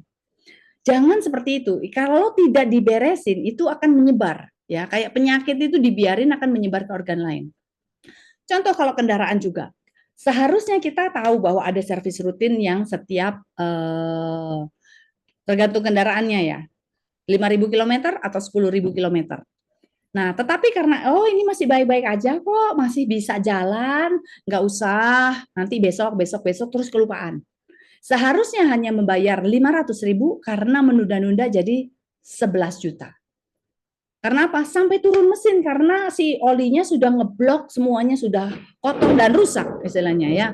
Kemudian jangan bilang baru pinjem 1 aja udah kayak gitu. Nggak terlalu sakit kok. Yaudah biarin aja, nggak usah dicari penyakit apa gitu kan. Tenang, ada saudara yang bantu, masih satu rumah kok. Saya malu udah, biarin aja. Penundaan ini yang akan menyebabkan apa? Menyebabkan akhirnya apa? Menyebar ataupun membuat ini kita nggak akan sembuh. Ya. Jadi di Ibrani 3 ayat 15 mengatakan, pada hari ini jika kamu mendengarkan suaranya, janganlah keraskan hatimu seperti di dalam kegeraman. Ini beberapa contoh pemulihan. Daud jatuh di dalam dosa perzinahan dan pembunuhan, tetapi dipulihkan setelah bertobat. Kita tahu kan bahwa Daud seperti itu pernah melakukannya. Kemudian Daud itu mengakui kesalahannya dengan cepat, lebih cepat dan mencari pemulihan rohani sebelum dosa merusak lebih jauh. Ini kesadaran Daud. Ketika kita salah berbicara melukai hati pasangan atau anak atau orang lain, segera minta maaf dan perbaiki sikap.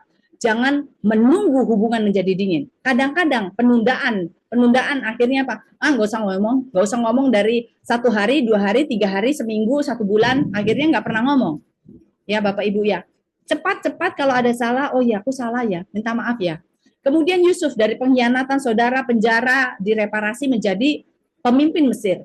Maknanya apa? Jangan dibiarkan kepahitan merusak masa depan. Gunakan pengalaman pahit sebagai pelajaran dan alat Tuhan. Contoh ketika rekan kerja menjatuhkan kita, bagaimana respon kita, membalas atau memberkati. kita bisa tetap bekerja dengan integritas hingga Tuhan buka jalan. Contoh lain, Petrus menyangkal Yesus 3 kali lalu dipulihkan untuk menjadi pemimpin gereja. Kenapa Petrus bisa berubah? Karena dia mengatakan begini, jangan biarkan kegagalan masa lampau, gitu kan? Dan dia pernah gagal, dia pernah salah mendefinisikan masa depan kita, ya kan? Tuhan bisa memulihkan panggilan kita.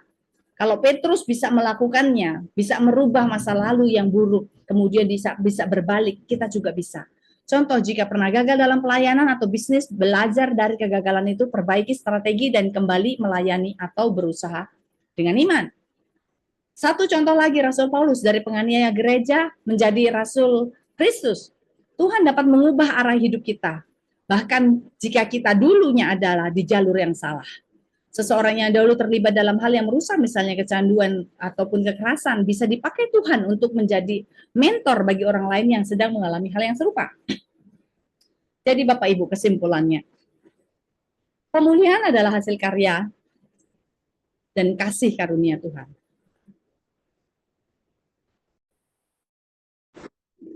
Tidak ada yang terlalu rusak untuk dipulihkan. Pulih ketika kita menyerahkan segalanya kepada Tuhan. Hidup kita akan dipakai Tuhan. Karena kita tahu bahwa di dalam Yeremia 18 ayat 4, apabila bejana yang sedang dibuatnya dari tanah liat di tangannya itu rusak, maka tukang periuk itu mengerjakannya kembali menjadi bejana lain menurut apa yang baik pada pemandangannya. Jadi waktu kita diremukkan, dihancurkan, jangan khawatir. Tukang periuk akan membuat suatu bentuk yang lebih indah sesuai dengan apa yang indah di dalam pemandangannya si tukang periuk itu. Jadi terima aja. Ya, tanda bahwa kita sudah mulai dipulihkan adalah apakah masalah yang ada masih berulang atau tidak. Itu yang harus kita ingat. Hari ini kita diingatkan, kalau masih berulang, sudah enggak ada perubahan. Ya, pemulihan perlu waktu, pastinya. Bersabar dan lakukan dengan tekun. Karena apa? Pemulihan jangan bilang, sudah capek, nggak ada pemulihan, begini-begini aja, nggak usah Tuhan-Tuhanan. Wah, tambah salah lagi itu. Jangan seperti itu ya Bapak Ibu ya. Sabar dan sungguh-sungguh cari Tuhan. Ya. Terus kemudian mari bekerja sama dengan Tuhan dalam pemulihan kita agar bisa berbuah, melakukan amanat agung dan segambar dan serupa dengan Tuhan Yesus. Dan ada 4 hal yang tadi sudah kita bahas, pentingnya 4 hal penting di dalam restorasi reparasi kehidupan, ditolong atau diperbaiki masa lalu yang belum berlalu jika belum sembuh. Kemudian kerusakan yang tidak diperbaiki akan menjadi identitas hari ini dan bukan besok. Jadi Tuhan ingin kita hari ini sadar untuk berubah, untuk dipulihkan. 2 Korintus 4 ayat 7, tetapi harta ini kami punyai dalam bejana tanah liat supaya nyata bahwa kekuatan yang melimpah-limpah itu berasal dari Allah, bukan dari diri kami. Jadi kalau kita bisa pulih, itu bukan kekuatan diri sendiri. Makanya kita perlu melibatkan Tuhan, melibatkan Roh Kudus. Tanpa Roh Kudus, tanpa Tuhan, kita tidak bisa pulih. Tuhan yang ingin kita pulih agar dipakai menjadi bejana kemuliaannya. 2 Timotius 2 ayat 21. Jika seorang menyucikan dirinya dari hal-hal yang jahat, kita sudah pulih. Ia akan menjadi perabot rumah untuk masuk maksud yang mulia. Ia dikuduskan, dipandang layak untuk dipakai tuannya, dan disediakan untuk setiap pekerjaan yang mulia. Jadi begitu Bapak Ibu, jadi hari ini kita diingatkan bahwa bagaimana pentingnya kita sadar bahwa kita perlu pemulihan. Ya, kita nggak bisa pulih sendiri, kita perlu pertolongan Tuhan. Baiklah, kita berdoa bersama-sama yuk. Bapak Sorgawi, kami bersyukur dan terima kasih kami sudah belajar mengenai bagaimana kita harus perlu dipulihkan dan bagaimana ada bagian dari kami yang harus sadar untuk melakukan pemulihan dan bagian kami yang harus memikul salib dan bagian kami yang harus merelakan segala sesuatu. Bapa Yesus dan Roh Kudus, saat ini kami datang kepadamu Bapa Yesus dan Roh Kudus, ingatkan kepada kami siapa-siapa saja yang masih membuat kami sakit hati. Ingatkan kepada kami apa yang masih mungkin ada masa lampau yang masih menyakitkan hati, luka-luka masa lampau. Tuhan, kami tolong ingatkan Roh Kudus. Kami mau sembuh, kami mau dipulihkan. Kami minta ampun Tuhan, kami minta ampun atas semua dosa, kesalahan yang pernah aku lakukan masa lampau. Yang pernah aku lakukan yang menyebabkan mungkin ada kegagalan. Tuhan ampuni aku. Ampuni segala dosaku, ampuni semua kesalahanku. Aku juga mau mengampuni diriku sendiri. Aku mau mengampuni diriku sendiri. Tuhan, aku mau mengampuni diriku sendiri. Dan aku tidak mau lagi mengingat-ingat apa yang sudah kami lakukan. Semua kesalahan yang sudah diampuni, kami tidak mau mengingat-ingat kembali.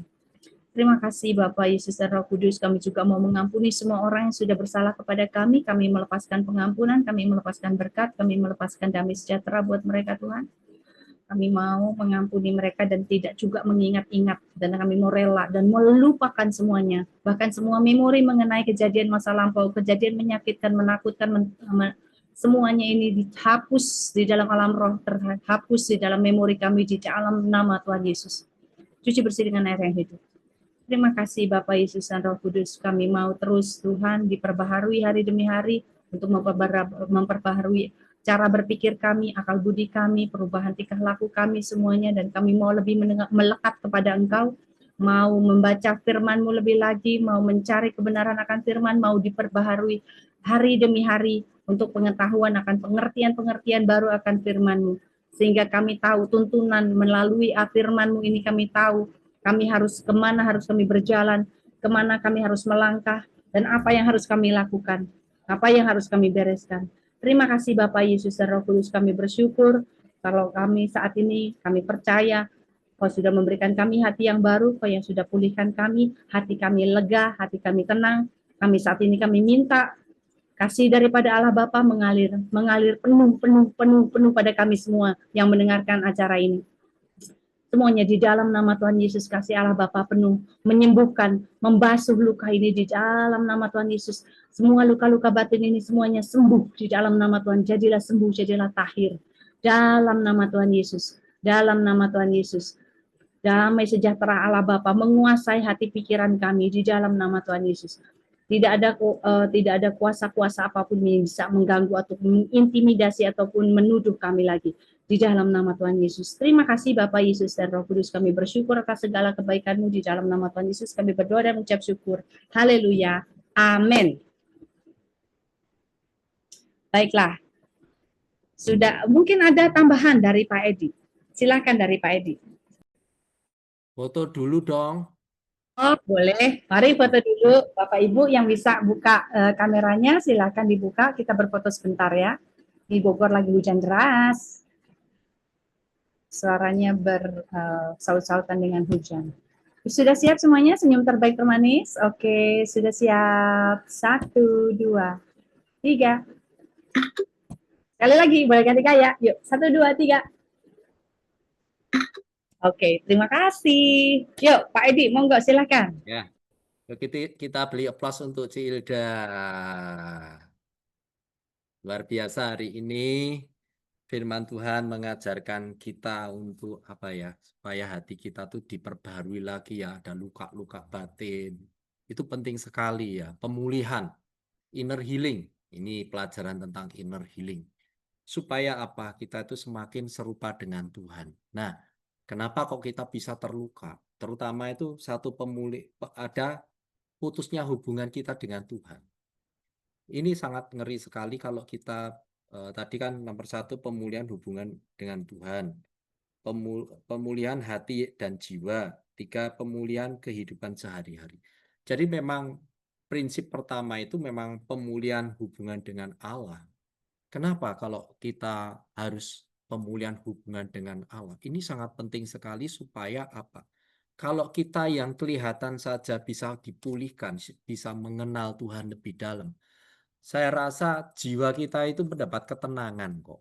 Benar. Tapi kalau hubungan kita sama Tuhan nggak dekat, nah itu menyebabkan kita itu nggak bisa mengasihi diri sendiri, itu nggak bisa. Mengampuni diri sendiri, berdamai dengan diri sendiri itu nggak bisa. Kadangkala ya tadi yang disebutkan ya, masih ada rasa dendam. Ya, tidak selesai kan itu. Ya seperti itu. Jangan apa ya?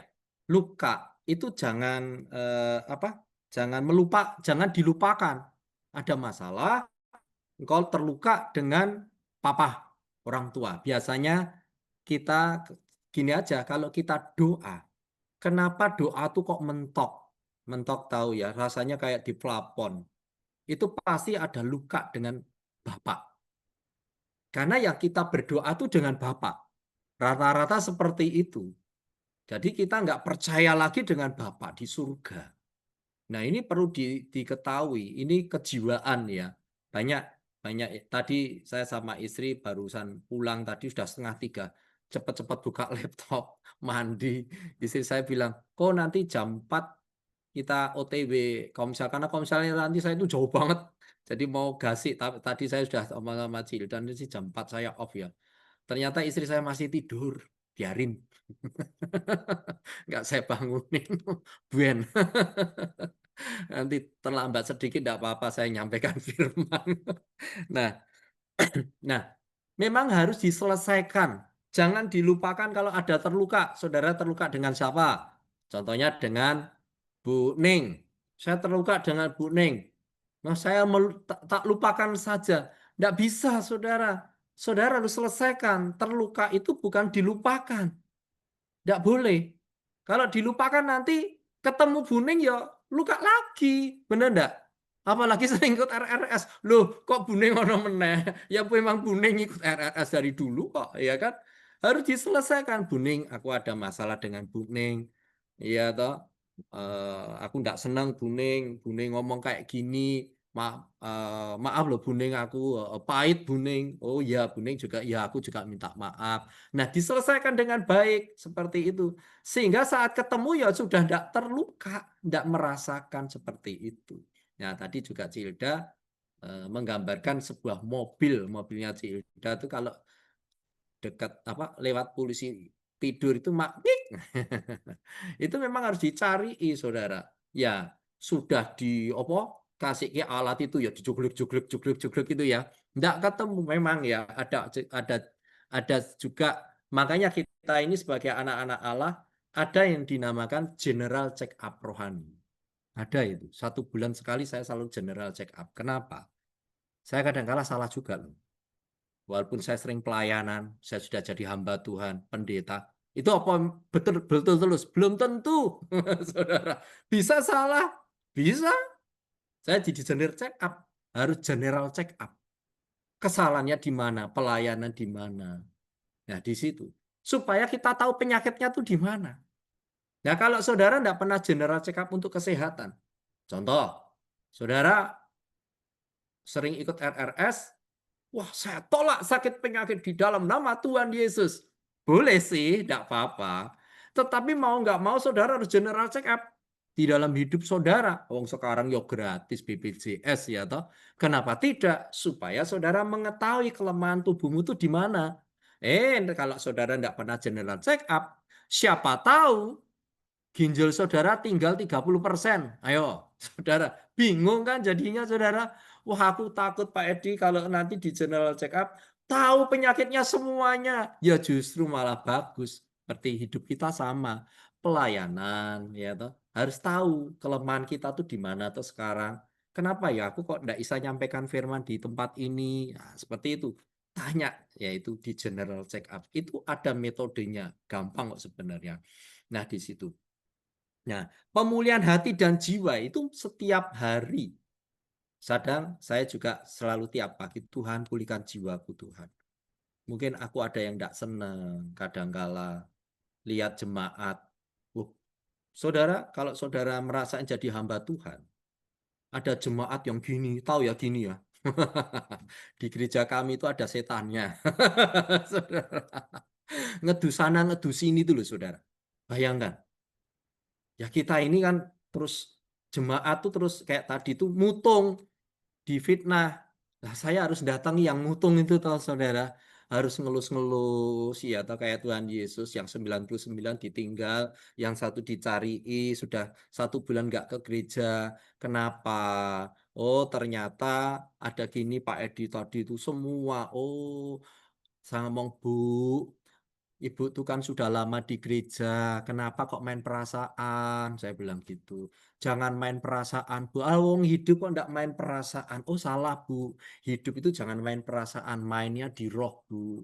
Nah, saya beri pengertian seperti itu. Kalau kamu main perasaan, ibu ketowel sedikit pasti sakit hati, ya bilang gitu. Nah, itu mulai kita sembuhkan. Mau Bu ngampuni orang ini. Mau yuk kita doakan. Yuk, nangis-nangis itu ibu-ibu. Untung ada istri saya bisa dipeluk. Anak saya yang meluk kan jadi tidak karuan nanti. Saudara. Nah, di situ pemulihan, dipulihkan jiwanya, hatinya terluka. Nah, untungnya terluka itu tidak parah, jadi tidak usah minta hati yang baru. Tuhan, Roh Kudus balut hatiku ini terluka. Akhirnya dia bisa memaafkan. Besok ke gereja yo, Cik, saya bilang gitu. Ya Pak Edi, tapi aku tidak mau duduk sama dia. Oh, tidak apa-apa, duduk sama saya tidak apa-apa. Saya bilang gitu. Duduk di depan. Karena kalau di depan itu tidak banyak setannya. Kan ibu duduknya di belakang, banyak setannya. Jadi ibu kena setan. Saya bilang gitu. Di gereja itu banyak setannya ibu. Saya bilang itu juga. Karena benar loh saudara, coba aja. Di gereja kalau saudara duduk di belakang. Itu setan semua wes toh, saudara. Lu kok Pak Edi tahu lah, dulu saya suka duduk di belakang. Ada setan mainan handphone banyak sekali. Oh benar saudara, di belakang tuh ada sampai dengar suara setan. Shopee. Waduh kaget saya, lu kok ada yang Shopee barang, pesen Shopee. Aduh gila ini saya sampai, aduh Tuhan jadi hamba Tuhan ternyata itu bayar harga tenan. Makanya saya perlu dipulihkan juga jiwa hati saya. Terluka loh hati saya itu nak lihat jemaat Tuhan. Aduh Tuhan kok ya berat sekali ya Tuhan. Tidak gampang loh saudara. Bener. Makanya saya di training sama Tuhan 8 tahun untuk memulihkan jiwa-jiwa ODGJ. Itu benar loh saudara. Kalau enggak mungkin saya sudah mutung, mau jadi pendeta enggak enak. Saudara. Setelah saya tahu, nah itu pemulihan di hati dan jiwa. Karena apa saudara? Di sini tempat Roh Kudus. Kalau hati dan jiwa kita rusak, jiwa itu adalah pikiran, perasaan, kehendak. Hati kita rusak, Roh Kudus tidak permanen, akan keluar. Ada loh itu ayatnya. Kalau orang-orang oh enggak mungkin Roh Kudus keluar. Siapa bilang Roh Kudus tidak keluar? Enak aja. Ada ayatnya. Kamu mendukakan roh. Roh itu akan keluar kalau sering didukakan. Didukakan itu caranya apa? Didukakan. Hatimu sering sakit, kepahitan, itu kan mendukakan Roh Kudus. Hatimu itu tempat persinggahan Roh Kudus. Nah, kalau sering kamu sakit hati, itu Roh Kudus lama-lama undur. Nah, nanti terus minta lagi Roh Kudus, urapi aku Roh Kudus. Kalau ada Roh Kudus itu luka hati itu sudah tidak ada. Nah, kalau orang masih ada luka hati itu coba Roh Kudusnya enggak ada. Siapa bilang ngomong ada? Banyak hamba-hamba Tuhan, Roh Kudus sudah dicurahkan enggak mungkin keluar. Siapa bilang? Kamu bisa mendukakan roh. Roh itu bisa pergi dari hidupmu. Makanya tidak ada rasa damai sukacita. Coba kalau Roh Kudus enggak ada di dalam hidup kita, kita akan ada damai sukacita terus. Termasuk ibu tadi yang saya konselingi. Kalau disakiti pun nggak mungkin terluka. Nggak apa-apalah, ini orang ODGJ. Nah, seperti itu. Jadi, ayo kita di RRS ini harus di general check up. Caranya mudah kok sebenarnya. Saudara mungkin ada marah dengan suami atau sama anak-anak ya saudara. Nah, biasanya kita selalu berdoa, Tuhan, apa sih yang menyebabkan aku nggak nyaman di gereja? Tanya, nanti kan Roh Kudus akan berbicara melalui apa? Intuisi di dalam hidup kita. Nah, saudara mungkin kalau sering sakit-sakitan, jangan-jangan saudara sering sakit hati. Orang kalau sering sakit hati, ya tersinggungan. Ada enggak di sini yang tersinggung? Itu cepat sakit orangnya. Nah, Buning ini. Harus ada pemulihan. Karena kalau orang-orang sering tersinggungan, mudah tersinggung, tersulut, itu cepat sakit. Sakitnya itu ya memang masuk angin, flu, nah, seperti itu. Nah, harus ada pemulihan. Karena ini penting sekali di situ. Jadi orang sakit hati itu rugi. Masa lalumu itu tidak bisa diubah. Yang bisa diubah itu masa depanmu sekarang ini nih loh. Supaya apa? Kita tuh semakin luar biasa dipakai Tuhan. Nah itu. Ketika pemulihan kehidupan sehari-hari loh. Kalau hatimu, jiwamu dipulihkan sudah tidak sakit hati. Itu berkat yang mencari kalian. Bukan kita yang mencari berkat. Kita ini yang dikejar berkat. Banyak orang tuh Pak Edi kenapa ya? Aku berdoa kok malah masalah semakin besar. Ya jelas, kalau kamu sering berdoa masalah semakin besar. Saya bilang gitu. Lah kenapa Pak Edi? Karena setan nggak suka kalau kamu semakin dekat sama Tuhan. Benar nggak? Mau dipulihkan kok. Ya kan? Semakin kita dekat sama Tuhan, masalah semakin besar. Tapi mau semakin selesai. Makanya setan selalu memberi masalah yang besar. Wah, ini Bu Rahel kenapa ya kok semakin dekat sama Tuhan? Tak kasih masalah semakin besar supaya dia menyangkali Tuhan. Nah, seperti itu. Iblis itu seperti itu licik. Malah justru semakin dekat sama Tuhan, percaya semakin masalah itu semakin kecil. Kalau masalah semakin besar, ya tentunya setan tidak suka kalau engkau dekat sama Tuhan, maka lu kasih masalah. Justru masalah semakin besar tuh masalahnya semakin selesai cepat sekali. Ya seperti kalau demam berdarah, itu kan hari ketiga apa hari 4 kan naiknya tinggi sekali. Hari yang terakhir itu kan turun, sembuh kan. Sama dengan kita waktu banyak berdoa, masalah itu semakin kayaknya menggunung. Tapi justru itu tidak lama lagi selesai. Jadi seperti itu. Kalau kita sudah dipulihkan, percayalah. Ya toh?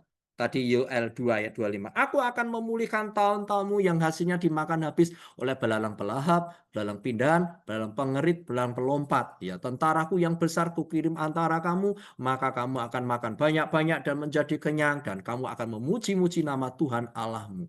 Nah, di situ itu benar. Kalau hatimu sudah diberesin semua, jiwamu juga. Itu berkat yang mengejar saudara dan saya. Tapi kalau jiwamu, hatimu belum dibereskan, nggak mungkin itu ngejar. Karena apa? Begitu belum dibereskan, engkau diberkati, jadi masalah. Karena pencobaan paling terbesar itu saat saudara diberkati kelimpahan. Di situ loh saudara. Saat saudara diberkati dengan kelimpahan, itu pencobaan terbesar loh, bukan masalah sakit penyakit, tidak punya uang. Justru saat uang kita tuh banyak sekali, itu ujian terbesar bagi kita. Kalau hati kita belum dipulihkan tadi seperti Hilda, akan bunyi, ngakik-ngakik ceritanya nak mobil ya. Nah, kalau belum dipulihkan duitnya banyak, buat apa ikut RRS, buat apa ikut pemuritan. Nah, itu aku bisa nanti minta rekamannya aja. Kadang-kala seperti itu ya kita ya. Nah, seperti itu. Jadi seperti meremehkan apa ya, menggampangkan. Nah, tidak ada bayar harga. Jadi tadi yang saya tulis pemulihan hubungan dengan Allah itu pertama. Makanya kita harus general check up. Iya, toh. Selidiki aku, lihat hatiku, ada lagu gitu ya. Yang kedua pemulihan hati dan jiwa. Ini penting sekali. Kalau saudara belum jiwanya belum pulih, nanti bisa WA saya. Pak, kenapa ya Pak? Tiap malam kok saya tertawa sendiri. Saudara, maksudnya sedih. Saudara sering sedih enggak tiap malam? Nah, ini jangan-jangan jiwanya terluka, hatinya terluka. Bisa loh itu, coba. Nanti dicek ya. Wah, aku kok sedih ya. Kenapa ya seperti itu? Kok rasanya Tuhan tidak memberkati aku ya? Nah, itu ada solusinya nanti. Ada caranya supaya Tuhan itu bisa memberkati itu bagaimana. Yang terakhir tadi ya, pemulihan kehidupan sehari-hari. Jadi ayo kita sudah mulai ikut RRS, kita mulai disiapkan hati dan jiwa kita supaya apa menjadi berkat banyak orang. Puji Tuhan sudah banyak sekali. Ini nanti saya jam 5 off ya. Maaf.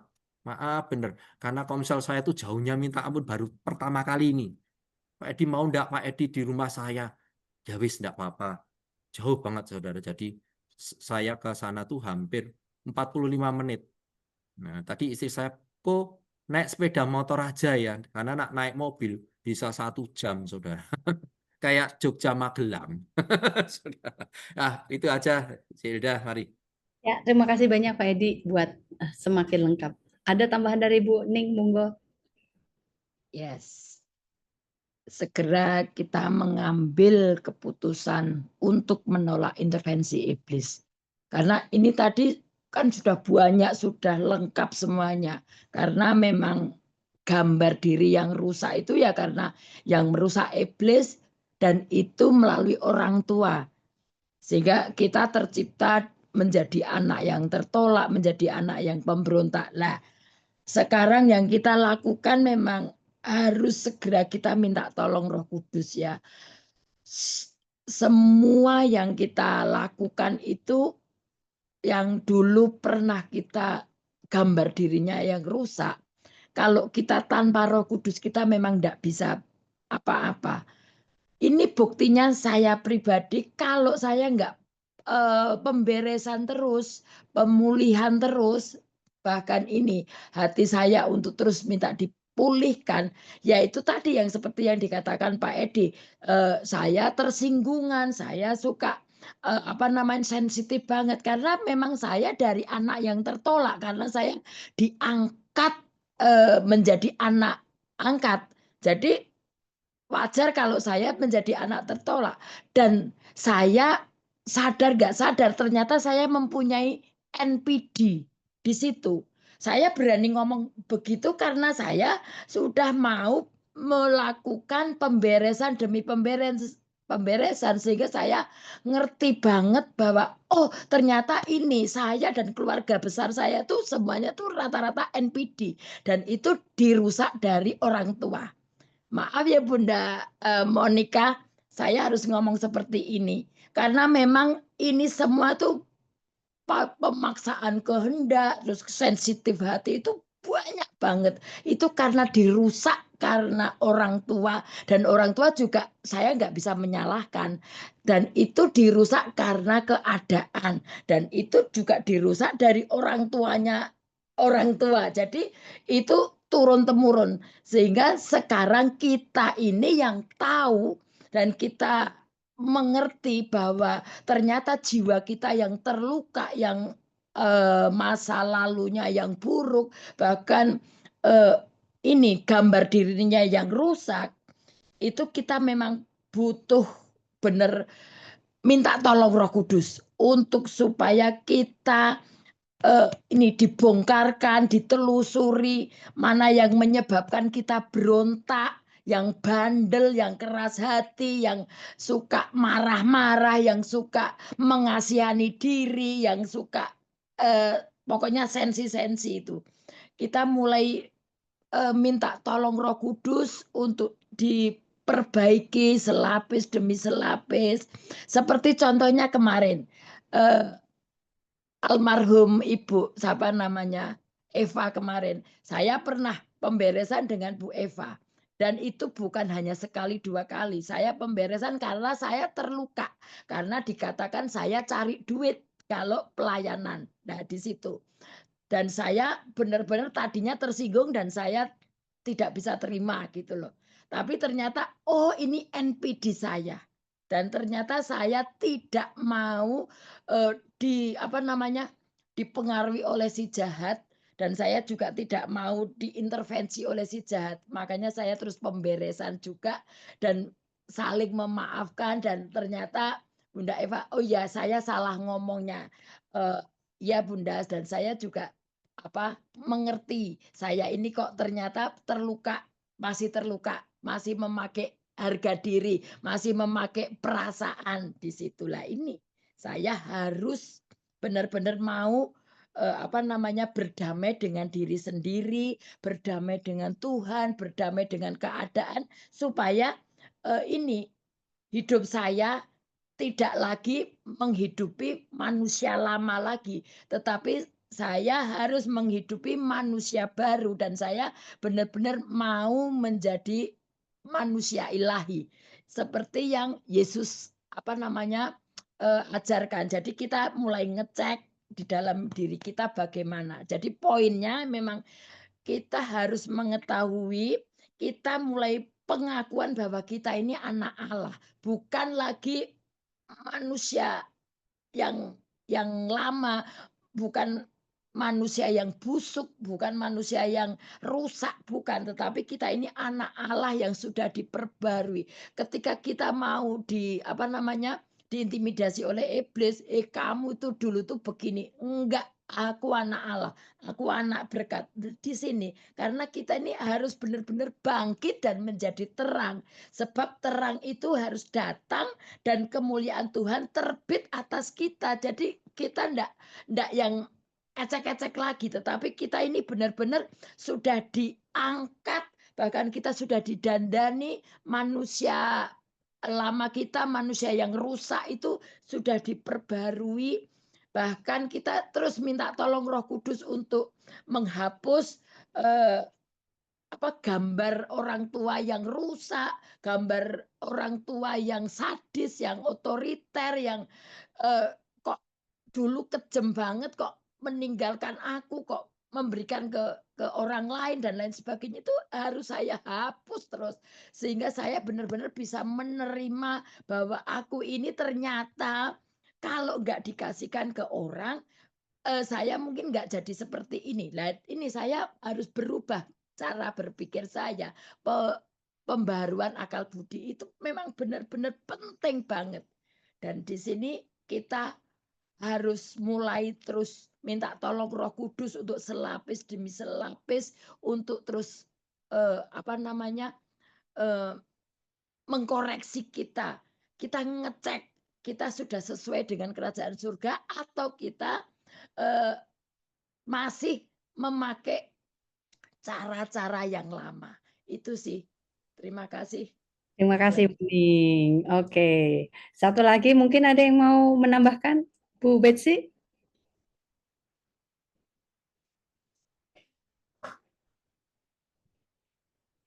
Silakan. Terima kasih Mbak Hilda, luar biasa. Saya benar-benar sangat bersyukur ya hari ini bisa hadir, dapat materi yang luar biasa banget. Jujur saya akui berbagai kegiatan yang saya alami itu membuat saya kosong. Saya akui. Kesibukan saya yang luar biasa kemarin-kemarin itu sampai saya tuh rasanya benar-benar saya kosong. Kenapa? Karena saya tidak mengikuti kegiatan kerohanian sama sekali. Waktunya nggak ada. Jujur, ini jujur. Jadi saya begitu dengar itu saya langsung seperti tertampar. Kemana aja saya selama ini gitu loh. Kayaknya Tuhan ngomong sama aku tuh, kemana aja sih? Ya ampun sampai nggak ada waktu loh untuk aku. Saya pengen nangis loh sebenarnya setelah mendengar Mbak Hilda itu. Makanya saya tadi off kamera ya. Karena saya seperti kayak lagi apa ya? Kayak lagi ngomong sama Tuhan, kayak lagi ngomong sama saya gitu ya. Kemana aja sih Hancur kamu? hati ya. Hancur hati, kayak diremukkan. Saya seperti kayak saya merasa gini, saya ini sibuk untuk hal-hal yang sebenarnya tidak berguna menurut saya, menurut Tuhan juga. Tapi memang kalau untuk urusan suami itu mendukung sekali gitu ya. Tetapi saya merasa kosong sekali karena memang saya masih rajin baca firman, berdoa, tapi tetap bahwa eh, hubungan dan di dalam suatu komunitas itu luar biasa menurut saya. Itu menguatkan, bahkan itu menaikkan istilahnya imun booster. Imun booster kita gitu loh. Jadi kayak seperti ini ya. Jadi kalau di rumah sendiri kita melakukan memang hubungan dengan Tuhan tidak, tetapi hubungan dengan sesama di dalam komunitas itu imun booster banget. Itu merupakan suatu kekuatan yang besar, ya.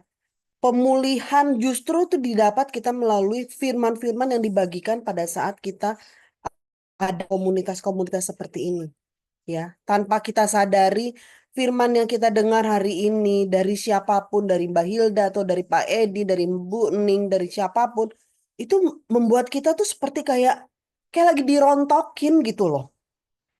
Jadi ada hal-hal yang membuat kita tuh selama ini karena kita berinteraksi dengan orang-orang yang bukan dari kalangan kita, ya, kita tuh tercemar. Jujur, saya akui bahwa cemaran-cemaran itu tuh begitu banyak, mana saya juga jarang ikut kegiatan kerohanian. Jadi cemaran itu seperti menumpuk. Nah, pada saat saya mendengarkan firman yang dibawa oleh Mbak Hilda, itu seperti kayak Tuhan ngomong di depan saya tuh seperti kayaknya satu tuh rontok begitu loh. Dan saya tuh seperti kayak langsung ada rasa haus yang luar biasa. Ya, saya seperti kayak, ini saya sebenarnya saya menahan nangis loh ya. Ini saya udah kayaknya udah mau meluap-luap gitu ya. Bahwa saya tuh rasa haus dan lapar saya tuh seperti kayak lagi menggebu-gebu. Sebelum ikut pemuridan sih enggak. Sebelum hari ini tuh saya memulai tuh rasanya datar-datar aja. Tapi begitu saya dengar Mbak Hilda ngomong, terus Tuhan juga sepertinya ada di situ untuk berbicara pada saya, itu satu apa ya, eh, titik balik saya rasa untuk saya kembali membina hubungan yang lebih intim lah dengan Tuhan. Karena bagi saya luar biasa sekali hari ini materinya ya, membuat saya seperti terbuka lagi. Terima kasih Mbak Hilda. Dan semua tambahan dari Pak Edi Buning luar biasa. Terima kasih. Terima kasih Bu Betsy, semuanya karena Tuhan, karena kita percaya ya semuanya tidak ada yang biasa-biasa aja, tidak ada yang kebetulan. Itu semua adalah rencana Tuhan.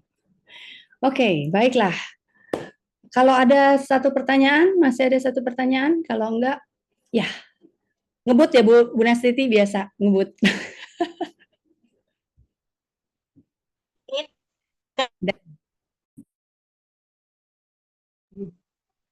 Terima kasih. Kalau namanya pertanyaan sudah saya tanyakan sama Pak Edi sama Kak Hilda. Jadi ini kesaksian.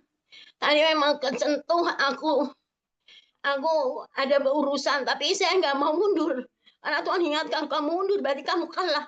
Kan kuasai dirimu. Malam-malam Kak Edi biasa. Mesti selalu WA saya, firman Tuhan. Saya bilang, Tuhan kenapa sih kok Pak Edi WA aku penjapri? Kan aku bisa lihat di grup. Tapi kamu jarang lihat di grup. Oh iya deh nggak apa-apa. Capek kasihan Pak Edi, saya bilang gitu. Tuhan bilang gitu. Kamu kan sibuk banget, jadi Pak Edi itu spesial buat kamu gitu. Tuhan terima kasih kau baik banget. Walaupun aku jawabnya cuma titik gitu, cuma siker aja. Tapi kadang aku nggak bisa ngelepasin perasaanku. Pak, aku rasanya kok nggak enak sih Pak.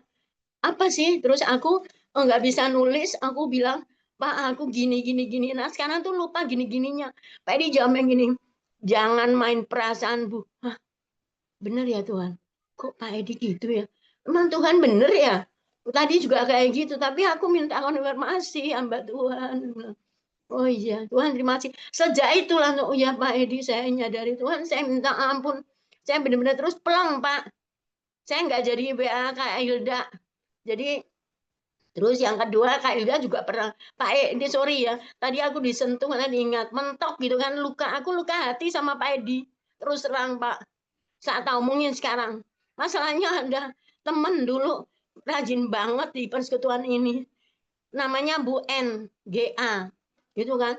Lu kenapa tuh saya Pak Edi kok gitu? Masa kayak gitu sih? Coba aku telusuri. Aku kok jadi keikut-ikutan sama dia. Wah, aku nih jadi kena juga nih si jelek. Aku bilang, Tuhan, aku harus gimana? Kan harus selesaikan sama Pak Edi. Tapi Pak Edi nggak ada salahnya tuh. Memang bicara seperti itu bukan untuk saya, tapi untuk umum Tuhan. Tapi kok aku kena juga ya Tuhan. Apa yang harus lakukan? Sorry ya Pak Edi, ini terus terang aja. Terus gini, kamu jalan 2 mil kata Pak Agus gitu. Ya, Tuhan maksudnya gimana? Itu baju-baju panu. Kan nggak mungkin kamu mau ini. Dan Pak Edi juga nggak mungkin pakai Pak Edi. Terus maksudnya gimana? Kirim ke Pak Edi gitu. Wah, saya nggak bisa. Dilala anak-anak saya nggak bisa ngirim semuanya saat itu. Nah, tolong cuma kirim ini. Teman saya baik banget. Ngirim taksi ke rumah. PP itu. Bu, mana Bu? Baju mau dikirim ke Jogja. Ke tempat OJGJ apa-apa itu. Oh iya siap. Nah itu Pak Edi. Terus sebenarnya saya terluka sama Pak Edi. Karena saya berusaha untuk teman saya kembali datang ke sini. Saya nggak berhasil. Kalau saya mundur berarti aku kena sama dia. Aku nggak mau Tuhan.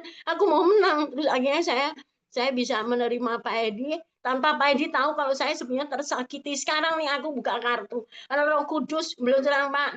Karena kata Pak Edi nyakiti saya. Tapi saya koreksi diri. Wah ini saya memang yang belum benar. Saya waktu berdoa gini, Tuhan, itu kenapa sih kok langitnya nggak biru, nggak biru, nggak putih, abu-abu kenapa? Kayak itu kamu belum selesai pribadimu gitu Tuhan. Ampuni saya, tolong Roh Kudus bukakan. Saya kalau mau minta tolong hamba Tuhan terus malu. Karena pernah aku 4 hamba Tuhan saya hubungi. Oh Tuhan ini kok hamba Tuhan itu hamba Tuhan tuh doanya tuh ke aku semua. Kenapa kamu harus ke hamba Tuhan? Oh gitu loh. Ah itu gara-gara itu aku jadinya mentok. Tapi kalau udah mentok nggak bisa tuh, terus aku baru kontak Kak Hilda sama Kak Anu, kadang Mbak Ning. Nah, ya itu aja yang bisa saya sampaikan. Saya bersyukur kalau sama Kak Hilda aku udah bilang, Kak aku tersinggung Kak dengan kata-kata Kakak. Aku udah ngomong pernah di sini, ya itu aja. Ya saya nggak mau undur.